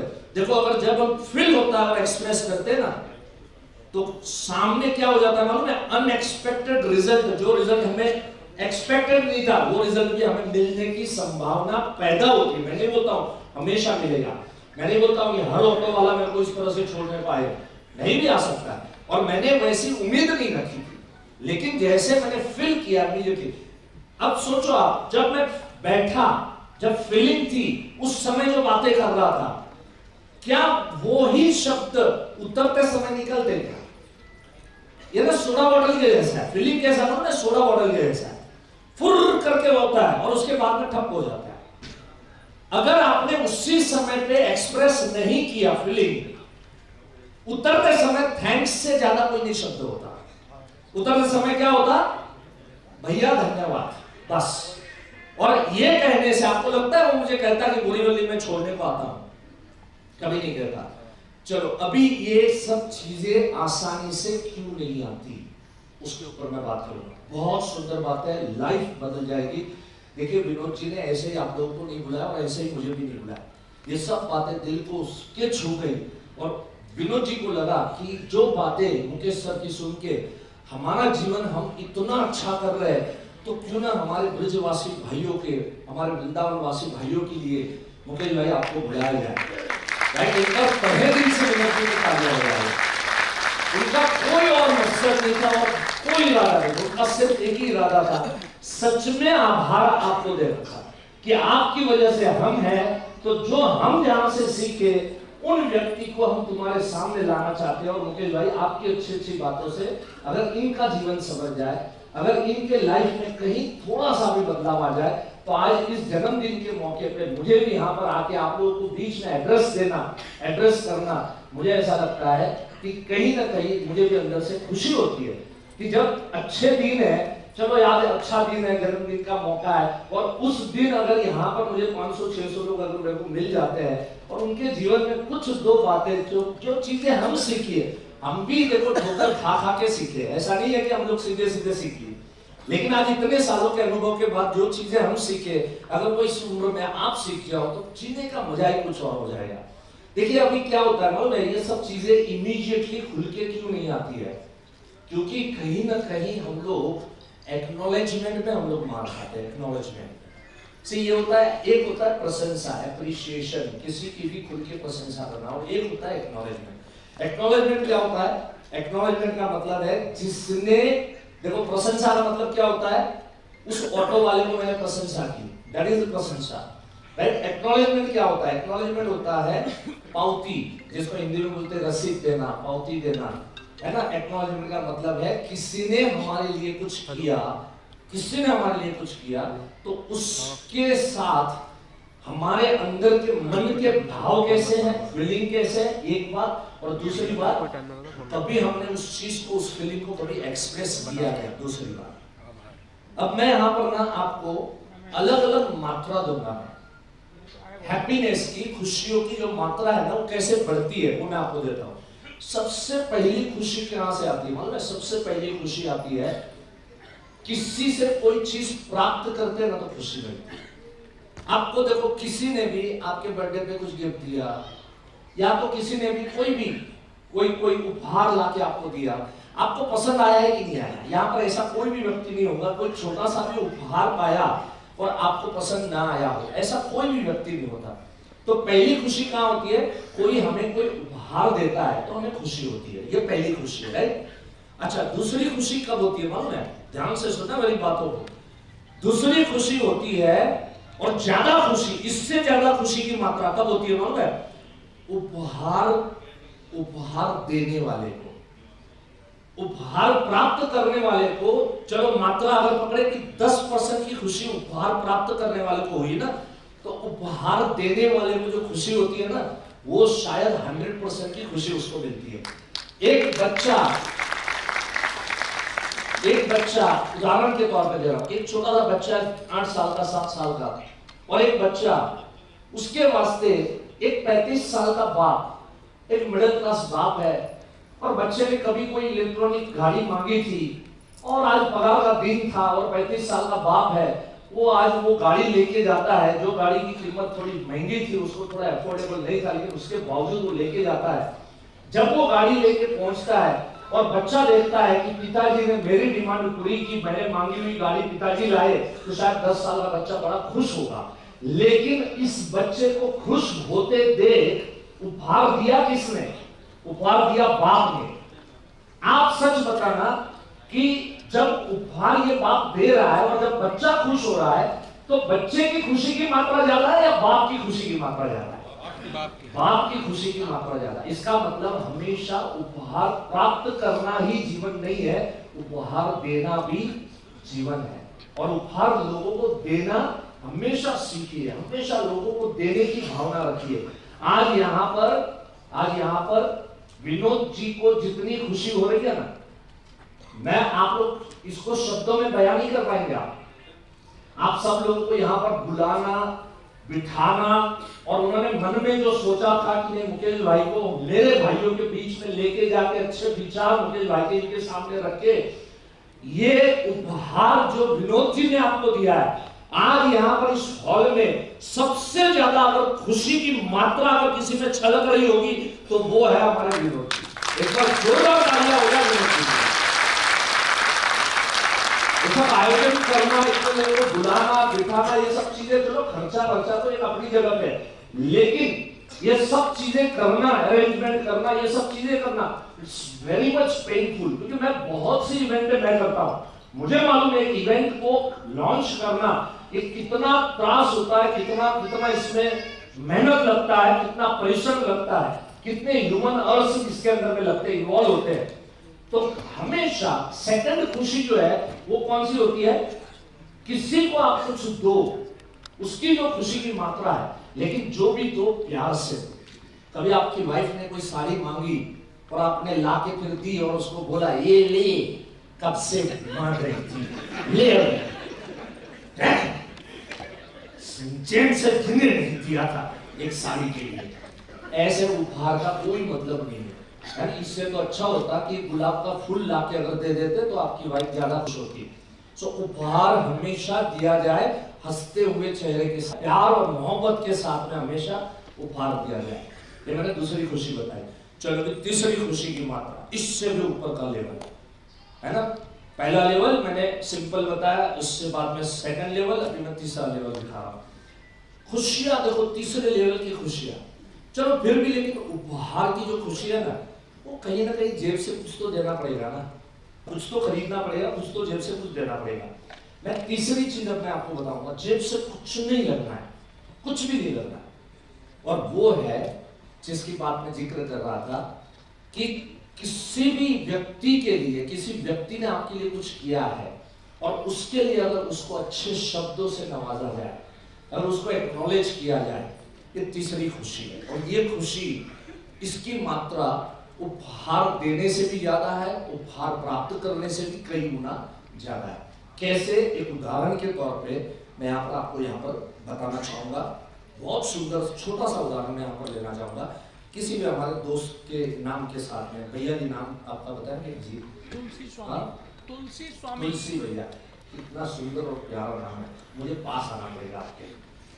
देखिए, समझिए कि तुलसी भैया मेरे मित्र हैं, राइट?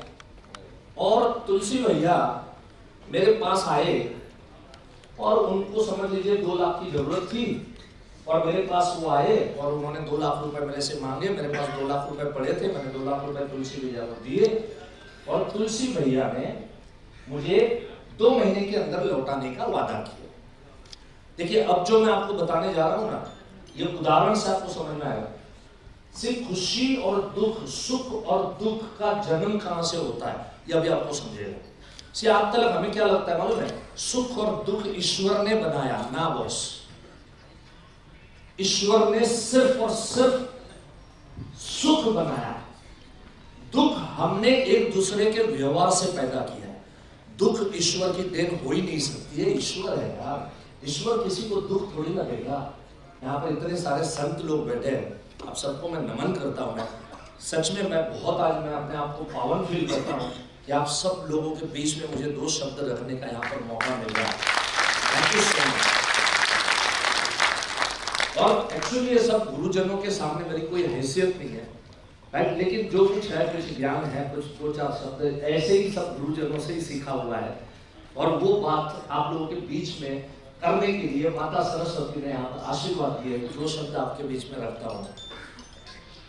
सो तुलसी जी मेरे पास आए, और देखो, अब सुख और दुख की मैं बात कर रहा था। सुख ईश्वर ने दिया है, लेकिन दुख एक दूसरे के व्यवहार से पैदा होता है। अब देखो, दुख का जन्म कहां से होता है मैं आपको बताता हूं। मैं पूरा सॉफ्टवेयर में बता दूंगा, और आज से ना कभी किसी से दुश्मनी, कभी किसी से राग द्वेष कुछ आए नहीं, गुस्सा दूर दूर तक ना आए, ऐसा सॉफ्टवेयर क्यों ना लोड किया जाए? कितना सुंदर जीवन हो सकता है लाइफ के अंदर। जिन जिन लोगों ने मुझ पर उपकार किया, ये दुख का सॉफ्टवेयर है, वो गलत सॉफ्टवेयर है, अनजाने में न डालो तो भी ये लग ही जाता है। जैसे कचरा आता है ना, वैसे ही आ जाता है। जिन जिन लोगों ने मुझ पर उपकार किया, उन सबका नाम मैंने पानी पे लिख डाला। पानी पे लिखना मतलब समझ गए? जिंदगी में कभी याद नहीं करना, खत्म है ना। जिन लोगों ने मुझ पर उपकार किया, उन सबका नाम मैंने पानी पे लिखा, और जिसके ऊपर मैंने उपकार किया उसका नाम मैंने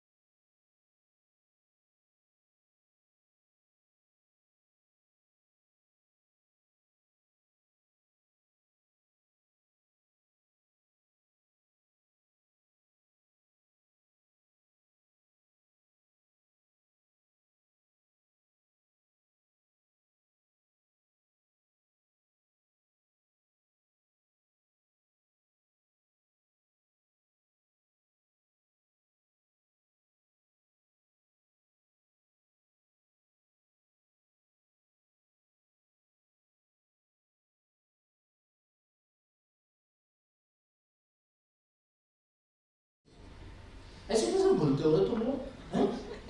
ऐसे कैसे बोलते? नकली सीन है, फिर भी देखो तुलसी भैया का चेहरा देखो उतर गया।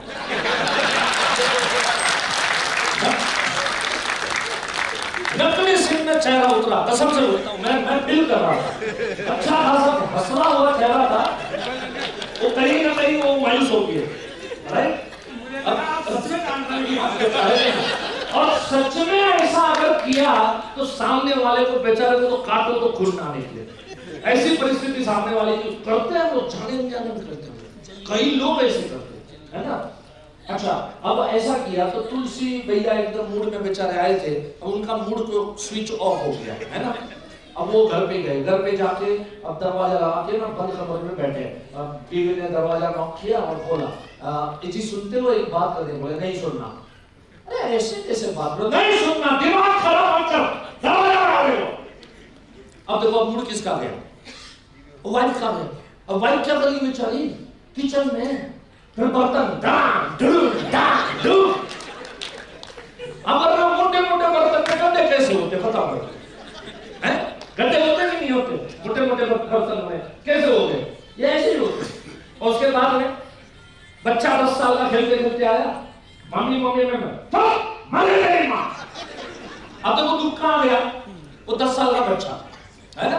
अब 10 साल का बच्चा सोचेगा आज तक मरते हुए लोग तो ऐसे देखे, मरे हुए लोग, या ऐसे कोई कैसे मर सकता है, खड़े खड़े कैसे मरता है? ये यहां से शुरू किया, यहां से मारना शुरू किया सबको। बच्चा 10 साल का बच्चा, और कहीं पे खेलने के लिए गया वो, अब माँ ने बोला मर गई तेरी माँ, सामने से किसी ने बोला इतना जोर से फेंका ना, तो कोई दुबे जी का कांच तोड़ डाला। अब दुखी कौन? दुबे जी। और उन दुबे जी को मैंने दिए हुए 2 लाख रुपए से कोई लेना देना ही नहीं था। दुख देखो कैसे फैलता है, किस तरह से फैलता है दुख, है ना? सुख का रास्ता आप सुनो, ये तो ईश्वर ने नहीं कहा कि तू ऐसा कर, राइट? ईश्वर ने ये कहा है क्या करना है, ये कहा है। जिन जिन लोगों ने मुझ पर उपकार किया उन सब के नाम मैं मार्बल पे लिख डालूं, और जिसके ऊपर मैंने उपकार किया उन सब के नाम मैं पानी पे लिख डालूं।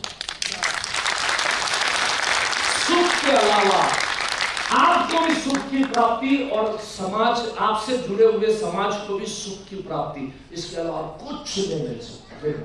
चलो इसी सीन को अभी घुमा देता हूं कि मुझे 2 लाख की जरूरत थी, मेरे भैया मेरे दोस्त तुलसी जी के पास में चला गया, 2 लाख रुपए मैंने मांगे, तुलसी ने मेरे को 2 लाख रुपए दे दिए। 2 महीने में लौटाने का वादा, 4 दिन पहले मैंने लौटा दिया, हिसाब किताब कंप्लीट हो गया। लेकिन मैंने अच्छा काम किया। मैंने क्या काम किया? मैंने तुलसी जी का नाम लिखा मार्बल पे, क्योंकि उन्होंने मुझ पर उपकार किए थे, राइट? तो जिसने मुझ पर उपकार किया उनका नाम हम मार्बल पे लिख डालें, और जिसके ऊपर हम उपकार करेंगे उसका नाम हम पानी पे लिख डालें। इसको हिंदी में बहुत सुंदर शब्द में कहते हैं, नेकी कर दरिया में डाल। ये इसका असली मीनिंग ये है, अच्छाई करो, भलाई करो, लेकिन उसका गुणगान खुद ही मत गाओ। समाज को गाना है तो गाए, न गाना है तो न गाए। मैंने अच्छा किया, बात करता हूं, नेकी कर दरिया में डाल। तो यहां पर उन्होंने ये काम किया, तुलसी जी ने क्या किया? नेकी किया और दरिया में डाल दिया। मुकेश को 2 लाख रुपए दिए लेकिन वो भूल गए। लेकिन मैंने अच्छा काम किया कि मैंने, जिसने मेरे पे उपकार किया उसका नाम मैंने याद रखा। अब समझो 2 साल बीत गए, 2 साल के बाद में इसी तरह से फंक्शन में अगर मिलते हैं, अब हमारे दोनों के शब्द और भाव कैसे होंगे? वो तो याद नहीं करेंगे, वो तो भूल गए, वो तो नेकी करके दरिया में डाल चुके। मुझे याद है, तो मैं अभी शुरुआत कैसे करूंगी और करूंगा, और शब्द देखो कैसे होंगे। तुलसी यार, तो तुम कहाँ हो यार? तुम्हारा मोबाइल नंबर चेंज कर दो, तुम दोस्तों को तो बताओ, कम से कम 2 साल में कितनी बार नंबर लगाया दोस्त, कितनी बार? पल पल याद आती दोस्त, पल पल याद आती, क्षण क्षण याद आती। आज बहुत अच्छी पोजीशन पे हूँ, सिर्फ और सिर्फ 2 साल पहले तुमने दिए हुए वो 2 लाख रुपए की वजह से, वरना मैं कहीं का नहीं होता, कहीं का नहीं होता। आज भी याद है जब 2 साल पहले तुलसी भैया आपको मिलने आया था, 2 लाख रुपए मांगे थे, शब्द निकल नहीं रहे थे, क्योंकि कोई 10,000 रुपए देने की, कोई 10,000 रुपए भी देने के लिए तैयार नहीं था। तो मैं कैसे 2 लाख मांगता, लेकिन मैंने मांगा और आपने दे दिया। धन्यवाद तुलसी भैया, बहुत बहुत आपके उपकार है। सच बोलना, जिस दिन तुलसी भैया को 2 लाख रुपए मैंने 2 साल पहले लौटाए, उस समय जो खुशी मिली उससे भी कई गुनी खुशी अब इनको मिलेगी। जिसको कोई मैंने लेन देन नहीं है, कोई पैसे का कोई लेन देन है, सिर्फ अच्छे शब्द बोलना है, सिर्फ अच्छा एक्नॉलेज करना है। जिन लोगों ने हम पर उपकार किए उन सबको दिल से एक्नॉलेज करना। अब देखो तुलसी का मूड बनेगा, अब तुलसी जी का मूड बन गया। तुलसी, एक चीज और मैं आपको बताता हूं, यहाँ पर एक अच्छा संदेश मैं आपको देना चाहूंगा। कभी भी याद रखना, कोई आपको इस तरह से याद करे, कोई इस तरह से आपके गुणगान गाए, कभी भी वो गुणगान अपने पास नहीं रखने का। वो गुणगान असली जो अधिकारी है उन लोगों को पास ऑन कर दो। जैसे तुलसी जी अभी रास्ते में चलते चलते तुलसी भैया क्या करेंगे मालूम है? 500 किलोमीटर दूर गांव में बैठे हुए माता पिता को याद करेंगे और पापा को फोन करके बोलेंगे, पापा कैसे आ? बस बेटा कैसे याद आई? बस पापा आज बड़ी याद आई आपकी। मुकेश को जानते हो ना? हाँ हाँ बहुत अच्छे से जानता हूँ, तेरा अच्छा दोस्त है, तेरे घर पे 2-4 बार मिला हूं मैं। पापा वो मुकेश मेरे को मिला था, उसको कुछ पैसों की जरूरत थी, 2 साल पहले मैंने दिए थे, उसने समय के पहले लौटा दिए, लेकिन फिर भी आज किसी फंक्शन में मिला था ना, 25 लोगों के बीच में मेरे गुणगान गा रहा था। तो पापा मैंने सोचा कि किसी मेरे दोस्त को मैं मदद कर सकूं, इसके लायक बनाया तो किसने बनाया? पापा आपने बनाया ना। इसलिए आपकी मुझे बड़ी याद आई। आपके और मम्मी के संस्कार ना होते तो आज कहां मैं किसी दोस्त को मदद कर सकूं, इसके लायक मैं बनता। पापा पापा थैंक यू सो मच पापा। बस ऐसे ही आपकी याद आ गई, किए कभी ऐसे कॉल, और ऐसे कॉल कभी करो, सामने जो खुशियां मिलेगी ना बॉस। मैं तो ऐसी बातें भी करता हूँ, मेरा दिल भर जाता है, मेरी आंखों में आंसू छलक जाते। लोग तरस आपके पास से ऐसे शब्द सुनने के लिए लोग तरसते हैं, लेकिन हम अपने व्यापार में, अपने बिजनेस में, ये सब चीजों में ऐसे उलझे हुए हैं कि इनको दूर दूर तक कभी याद भी नहीं करते हम। आज है ना एक शाम आभार के नाम इसके लिए रखा गया कि एक शाम आभार के नाम आप सबकी वजह से विनोद याद है। तो विनोद को याद है, विनोद को मालूम है कि आज हमारे ये दोस्त नहीं होते, हमारे ये मित्र अगर हमें सहयोग ना देते, तो जो यहाँ पर बड़े बड़े बातें सुनाई, बड़े बड़े फिगर्स जो सुनाए, इतने करोड़ का पोर्टफोलियो हो गया, इतना ये हो गया, इतना बड़ा प्रीमियम किया या इतना LIC में अचीव किया, ये कुछ भी ना कर पाते। इसके लिए यहाँ पर रखा गया, राइट? क्योंकि यही सब चीजें, यही सब कल्चर हम उनको सिखाते हैं कि आभार जरूर व्यक्त करें, ऐसे व्यक्तियों के आभार व्यक्त करें जिन लोगों ने हमें अपना कंधा दिया और कहा बेटा यहाँ पर तू पैर रख और तू आगे निकल। ऐसे अच्छे अच्छे लोगों को हम कैसे भूल सकते हैं हम लोग, राइट? सो आज से ये प्रक्रिया शुरू करो। कौन सी प्रक्रिया शुरू करो? देखो, we all are associated with 2 groups only. सिर्फ हम सब लोग सिर्फ 2 ग्रुप से एसोसिएटेड है। एक जिनके ऊपर हमने उपकार किया और दूसरा जिन लोगों ने मुझ पर उपकार किया। ये 2 ही तो ग्रुप है। अब पहला वाला एटीट्यूड और रवैया अगर हमने रखा तो क्या होगा मालूम है? मेरे दोस्त ने मुझे 2 साल तक याद नहीं किया, पहले वाला रवैया है ना कि 2 साल तक मुझे याद नहीं किया, मैंने 2 लाख रुपए उसको दिए थे। तो इसका मतलब मेरा दोस्त मुझे याद नहीं कर रहा है, इसके लिए मैं दुखी, और मैं उसको सुना दिया, उसको जलील किया, इसलिए वो दुखी। और जो वो वाला ग्रुप कि जिन लोगों ने मुझको बनाया, अगर उनको याद नहीं किया और उनको जब पता चलेगा कि उसके दोस्त को 2 लाख रुपया दिया और उसका दोस्त उसको याद नहीं किया, उसको ये जलील कर रहा है, लेकिन तेरे वास्ते तो हमने पूरी जिंदगी न्योछावर कर दी, तेरी जिंदगी बनाने के लिए हमने एक वक्त रोटी खाई और तुझे 2 वक्त की रोटी खिलाई और तू हमें भूल चुका है। क्या महसूस होगा बताओ मेरे को? इसका मतलब वो वाला ग्रुप दुखी। So we all are associated with 2 groups of people. One जिन्होंने मुझ पर उपकार किया, दूसरा जिसके ऊपर मैंने उपकार किया। कभी अपना उपकार जताओ मत, और जिसने हम पर उपकार किया उसको कभी भुलाओ मत, कभी जिंदगी में मत भूलो। और ये जो चीज खुशियां आपको देगी ना बॉस, दुनिया में ऐसी कोई खुशी कहां पर आपको ढूंढने को जाओ आपको कभी मिल नहीं सकती। और ये मैं वापिस में कह रहा हूं, ये सब चीजें हम बुरे लोग नहीं हैं, we are not bad people, right? लेकिन एक्सप्रेस आसानी से कर नहीं पाते हम लोग।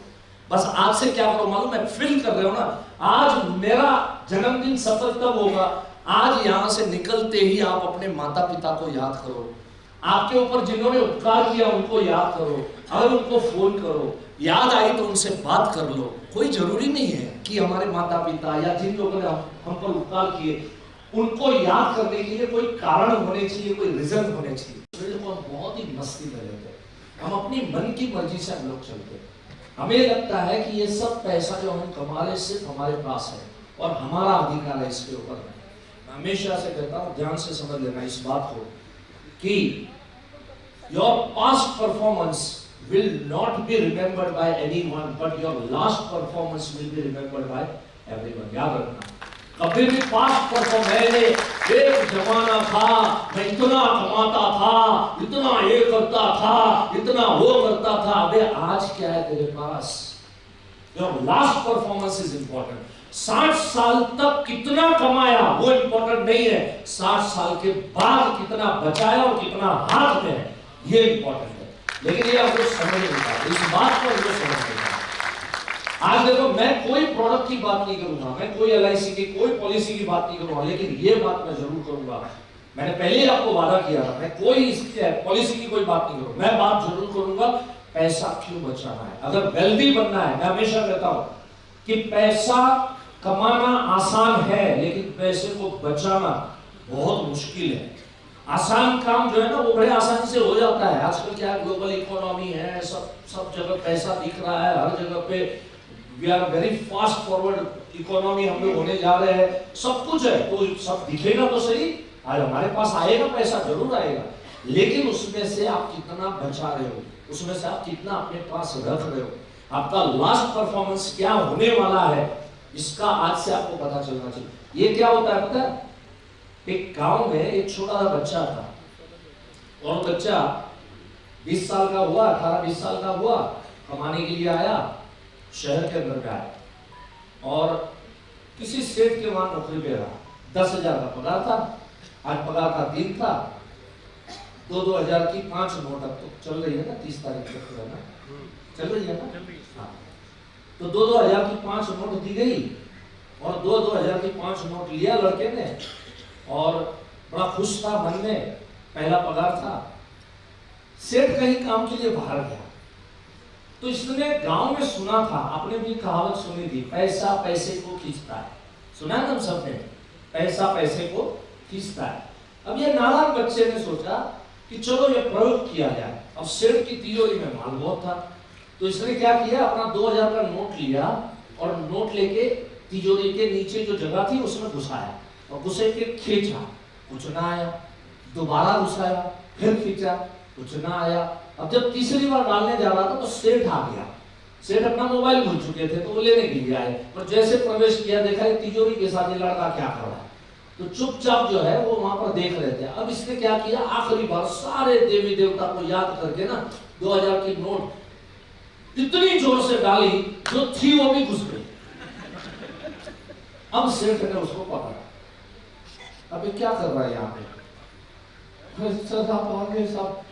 साहब वो हमने गांव में सुने थे पैसा पैसे को खींचता है तो हम कोशिश कर रहे थे, लेकिन कहावत गलत थी ना बेटा, कभी कहावतें गलत नहीं होती पर समय समय पे थोड़ी बदल जाती है। देख मेरे बड़े पैसे ने तेरा छोटा पैसा खींच लिया, तो यही हो रहा है, यही हो रहा है। आज अगर हमारे पैसे न बचते हैं तो इसका मेन रीजन ये है कि कहीं ना कहीं ये सब चीजें लाइफस्टाइल है, नया मोबाइल, ये वाला मोबाइल, वो वाला, ये गाड़ी, वो गाड़ी, ये लाओ, वो लाओ। हमें 10-15 लाख की गाड़ी लेके आने में प्रॉब्लम नहीं है, लेकिन 10-15 लाख बचाने को बोलो, इतना थोड़ी होता है यार, ले 10,000 बचाता क्या। 15-20 लाख 25 लाख की गाड़ी खड़े खड़े हम लोग खरीद सकते हैं, नहीं है तो उधार लेके खरीद सकते हैं, राइट। लेकिन इसमें से थोड़ा अपने को बाहर आना पड़ेगा और थोड़ा बाहर आना है ना, मैं एक ही सलाह दूंगा, आप सबको एक ही सलाह दूंगा। सिर्फ एक्सपर्ट हमारे जो विनोद भैया है, मैं इस लड़के को सैल्यूट और सलाम करता हूँ। बॉस आपके प्रांत से या आपने मुंबई में सीखने के लिए हमारे पास आया, कभी मुंबई क्लास है मुंबई चला आया, कभी दिल्ली में क्लास है दिल्ली में चला आया सीखने। और हमेशा याद रखना, आपको अगर कोई फिजिकली कोई बीमारी है तो आप एक्सपर्ट डॉक्टर को ढूंढते कि नहीं ढूंढते? किसको ढूंढते हैं? Expert doctor. तो वैसे लेकिन इसमें अवेयरनेस नहीं है। तो फिनेंशियली भी अगर हमें कहां पैसे बचाने चाहिए, एक एक्सपर्ट आदमी जो यहां से दूर दूर तक सीखने के लिए जाता है, इतने दूर से मुकेश जोशी को खींच के तुम्हारे बीच में लेके आ सकता है।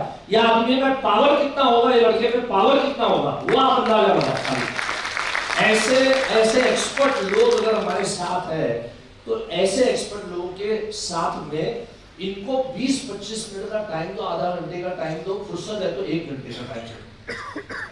कई बार हम लोग बोलते हैं समय नहीं है, हम इतने व्यस्त है, इतना ये है, इतना वो है। अरे बॉस, किसको बहाना दिखाते हैं हम लोग? सजने संवरने के लिए 1 घंटा मिलता है, हर महीना सैलून में जाके बैठ जाते हैं हम लोग, बैठते कि नहीं बैठते? सजने संवरने के लिए हमें 1 घंटा मिल सकता है, अपनी जिंदगी संवारने के लिए हमें समय नहीं मिलता। ये तो कहां की बात हो गई? 1 घंटा जिंदगी में अपने को बैठना है और फिर अच्छा लगे तो उसके बाद में पीरियोडिकली 2-3 साल में एक आध बार बैठना है। लेकिन ये सब चीजें बहुत बहुत इंपॉर्टेंट है। आपकी लाइफ के अंदर में खुशियां हमेशा से रहे। किस किस चीजों से रहे? खुशियां आपके हेल्थ से रहे और खुशियां आपके वेल्थ से रहे। आपके पैसे भी जो है हमेशा बढ़ते जाए। देखिए, ऐसा नहीं है कि पैसे बढ़ाने नहीं चाहिए, लेकिन पैसे बढ़ाने पे भी हमें वो ध्यान रखना है। कई बार लालच बहुत खतरनाक चीज होती है। मैं इधर रखूंगा तो इतना हो जाता है, उधर प्लॉट लूंगा तो इतना हो जाएगा, 2 साल में डबल हो जाता है, 3 साल में इतना हो जाएगा। सब बात सही है, ना नहीं है, बिल्कुल ना नहीं है, लेकिन रिस्क फैक्टर कितना है वो चेक करना है। रिस्क फैक्टर कितना, कहां पर रिस्क फैक्टर नहीं है। हमारे पैसे पहले के जमाने में ना, अपने पिताजी जब गांव से शहर की ओर आते थे और उस जमाने के 50 रुपए होते थे, हमारे दादाजी जो है ना अपने पिताजी को 50 रुपए दिया करते थे और क्या कहते थे, 10-10 रुपए की 5 नोटें होती थी और क्या कहते थे, बेटा 10 रुपया इस जेब में रखियो, 10 रुपया इधर, 10 रुपया इधर, 10 रुपया इधर, 10 रुपया इधर रखना। और एक हाथ 10 रुपया ना इधर नहीं रहेगा, चलेगा, इधर अंदर रखना, अंदर चोर खीसे में रखना। ये क्या था मुझे बताओ? What was that? That was a diversification of fund. है ना, इसको अभी मैनेजमेंट में ये शब्द बोला जाता है। लेकिन हमारे पूर्वज और हमारे परदादा या दादाजी एक्सपर्ट थे कि कभी भी एक जेब के अंदर में सारे पैसे रखने नहीं है। तो खाली प्रॉपर्टी ले लूं, खाली एसआईपी करूं, खाली म्यूचुअल फंड, खाली शेयर बाजार करूं, नहीं करने का। मैं तो बहुत बार कहता हूं, देखिए आज तक शेयर बाजार में पैसे डाले और बर्बाद हो गए और 20वें माले से उड़ी मारी और सुसाइड किया, ऐसे केस कितने हैं? तो अनेकों हैं, हर शहर में ऐसे केस। शेयर बाजार में पैसे लगाए और उड़ गए और खुद भी खुदकुशी कर ली, जहर पी लिया और बच्चों को और बीवी को भी मार डाला। ऐसे किस्से हर शहर के अंदर में सुनने को मिलेंगे। लेकिन किसी ने भी LIC में पैसा डाला, किसी ने भी लाइफ इंश्योरेंस कॉर्पोरेशन में पैसा डाला और 20 साल तक डाल के थक गया, अब मैं मरने जा रहा हूं और सुसाइड नोट लिखा कि LIC की वजह से मैं सुसाइड किया। एक केस मुझे ऐसा दिखा। इसका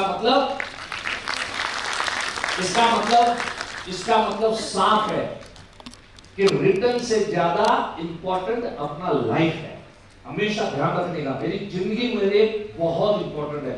तो कहीं भी ऐसे कोई हार्श डिसीजन ना लेना कि हमने सारा सब कमाया हुआ जीरो हो जाए, कभी भी ऐसा नहीं लेने का डिसीजन।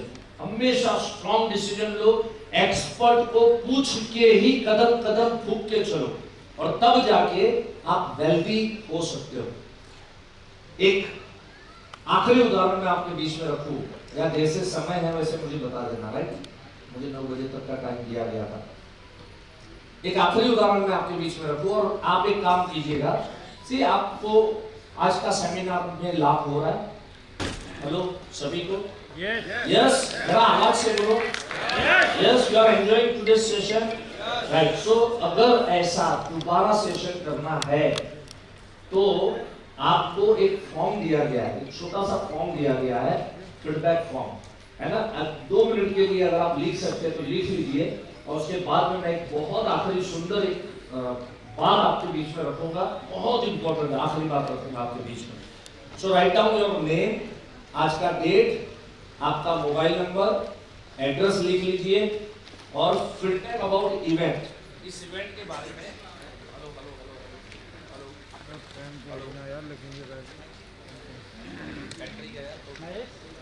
वाला माइक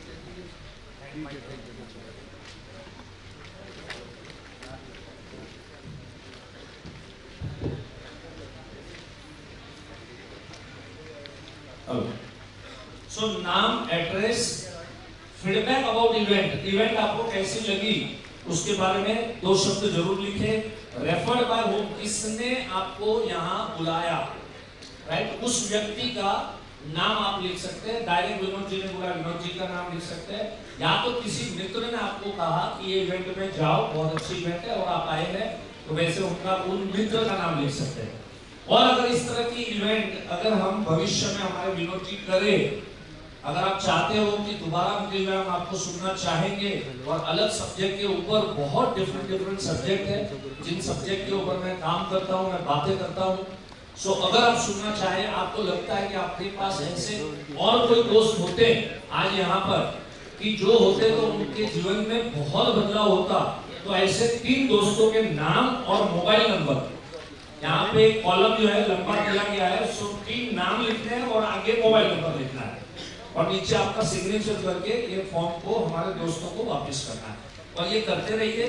मीन टाइम मैं यहाँ पर दो बातें, एक ही बातें चलो रखूंगा, लेकिन एक सबसे इंपॉर्टेंट बात अपने रखूंगा, आप अपना काम करते रहिए, लिखते रहिए।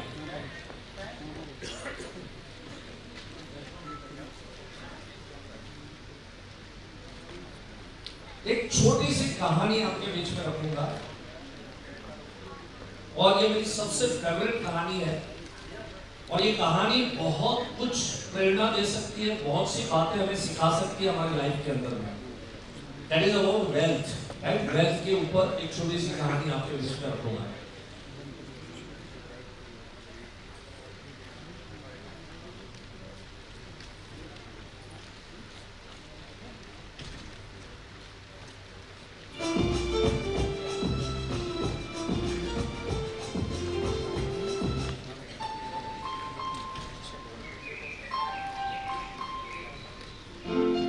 चलिए, लोग बड़े प्यार से फॉर्म भर रहे हैं, आप फॉर्म भर लीजिए। 1 मिनट, फिर मैं आपका पूरा अटेंशन चाहूंगा उस कहानी के लिए। बहुत सुंदर प्यारी सी कहानी है, मुझे आपका अटेंशन लगेगा। किसी को पेन चाहिए, पेन नहीं है तो आप बता सकते हैं, हमारे आसपास में हमारे दोस्त लोग खड़े हैं, वो आपको सपोर्ट करेंगे। और देखिए, विनोद जी को सपोर्ट करने के लिए राजस्थान से हमारे दोस्त आए हैं, महेश जी आए हुए हैं, देन यहाँ पर आगरा से हमारे अमनिंदर जी आए हैं, उसके बाद में हमारे दिल्ली से नरेश जी आए हुए हैं। सो बहुत सारे दोस्त यहाँ पर आए हैं जो विनोद जी को सपोर्ट करने के लिए आए हैं, और उनको मैं बाद में बुलाऊंगा आपके बीच में।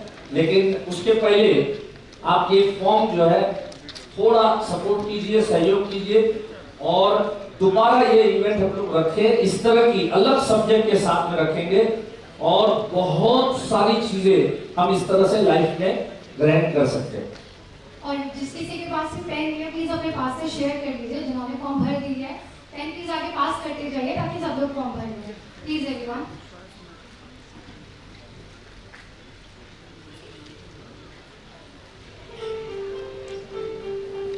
और जिसका भी फॉर्म भर जाए वो प्लीज अपना फॉर्म ऊपर उठा दीजिएगा, हमारे प्लेयर्स उसको कलेक्ट कर लेंगे आप लोगों से।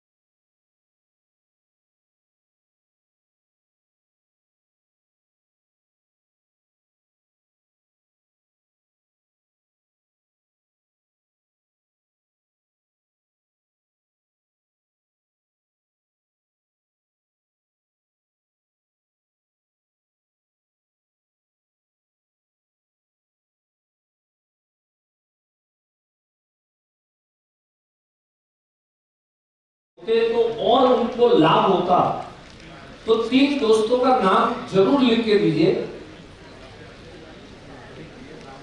आपके माध्यम से किसी की लाइफ में हम कंट्रीब्यूट, विनोद जी जो है कंट्रीब्यूट कर सकते हैं।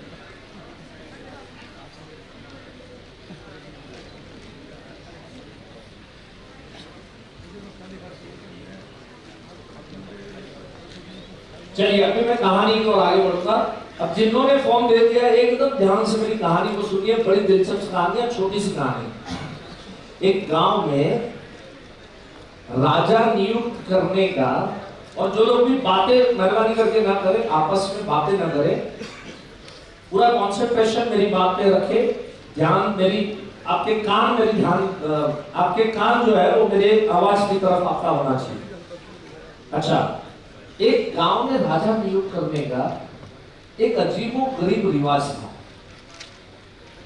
हर 5 साल में राजा बदल दिया जाता था और नया राजा नियुक्त करने के लिए हाथी के सूंड में माला देते थे और उसको उछालने का आदेश देते थे, और जैसे माला उछली और जिसके गले में माला पड़ी वो 5 साल का राजा नियुक्त हो गया। ऐसा एक रिवाज था उस गांव के अंदर। एक राजा ने, और लेकिन दूसरा भयानक रिवाज यह था कि जिस भी राजा ने 5 साल पूरे किए, उस राजा को उस गांव में रहने का अधिकार नहीं है, और उस राजा को नदी के उस पार के जंगल में फेंक के आने का एक खतरनाक रिवाज था। और नदी के उस पार का जंगल इतना भयानक था कि वहां पर कोई ज्यादा से ज्यादा 2 दिन तक जीवन बिता सके।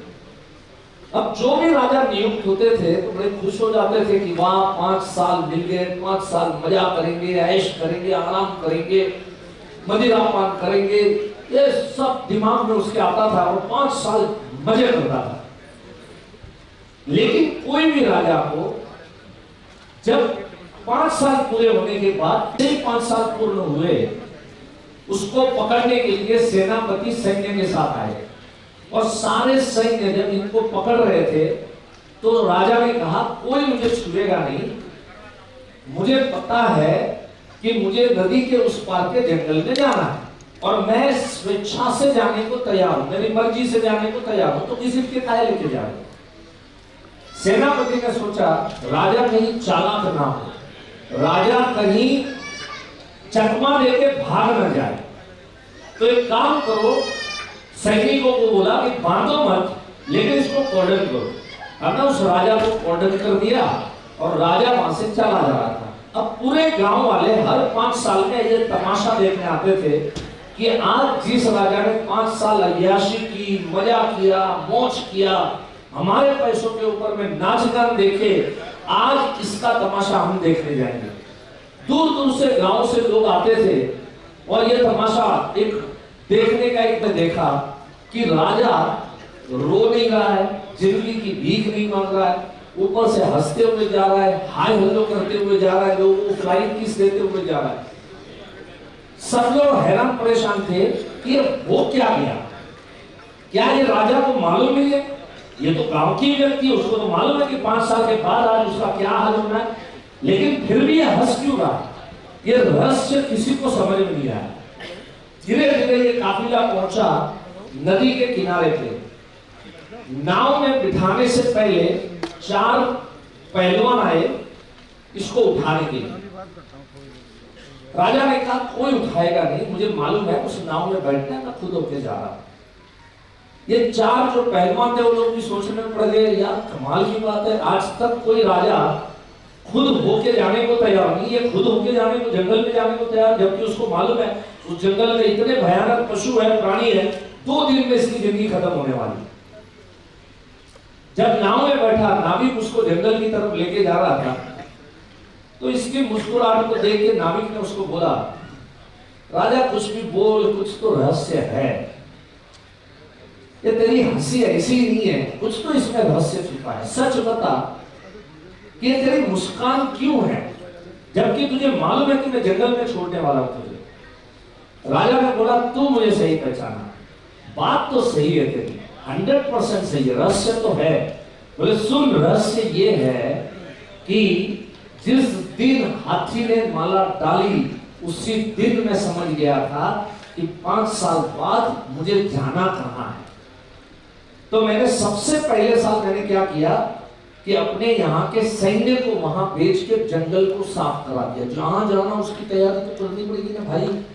तो सबसे पहले साल में राजा ने सैन्य को वहां भेज के जंगल साफ करा दिया। बोले दूसरे साल मैंने अपने यहाँ के अच्छे जो मेरे प्रधान थे, जो गुणी थे, ज्ञानी थे, उनको मैंने वहां भेजा और मैंने कहा नया टाउन का प्लानिंग करो वहां पर। तीसरे साल में मैंने अपने यहाँ के अच्छे बिल्डरों को वहां भेजा और उनको कहा देखो इस गांव में अब जमीन है नहीं, वहां पर जमीन है, बढ़िया से टाउनशिप रेडी है, मेरे प्रधानों ने टाउनशिप बना के रखी है सेक्टर वाइज और फर्स्ट क्लास जमीन तुमको मिलेगी। वहां पर जाओ, मेरे लिए एक बढ़िया सा आवास बनाओ और बढ़िया सी जगह में जितने प्लॉट खाली है वहां पर बिल्डिंगें बनाओ, मकाने बनाओ। चौथे साल में अपने यहाँ के अच्छे व्यापारियों को मैंने वहां भेजा, देखो यहाँ जीएसटी है, उधर नो जीएसटी, तो सब उधर चले गए, अच्छे सारे व्यापारी उधर चले गए। वो राजा कहता है नाविक को, मेरे यार मेरे दोस्त, आज 5वां साल है, वहां गांव बस के रेडी है और देखो शहनाई की गूंज सुनाई दे रही है।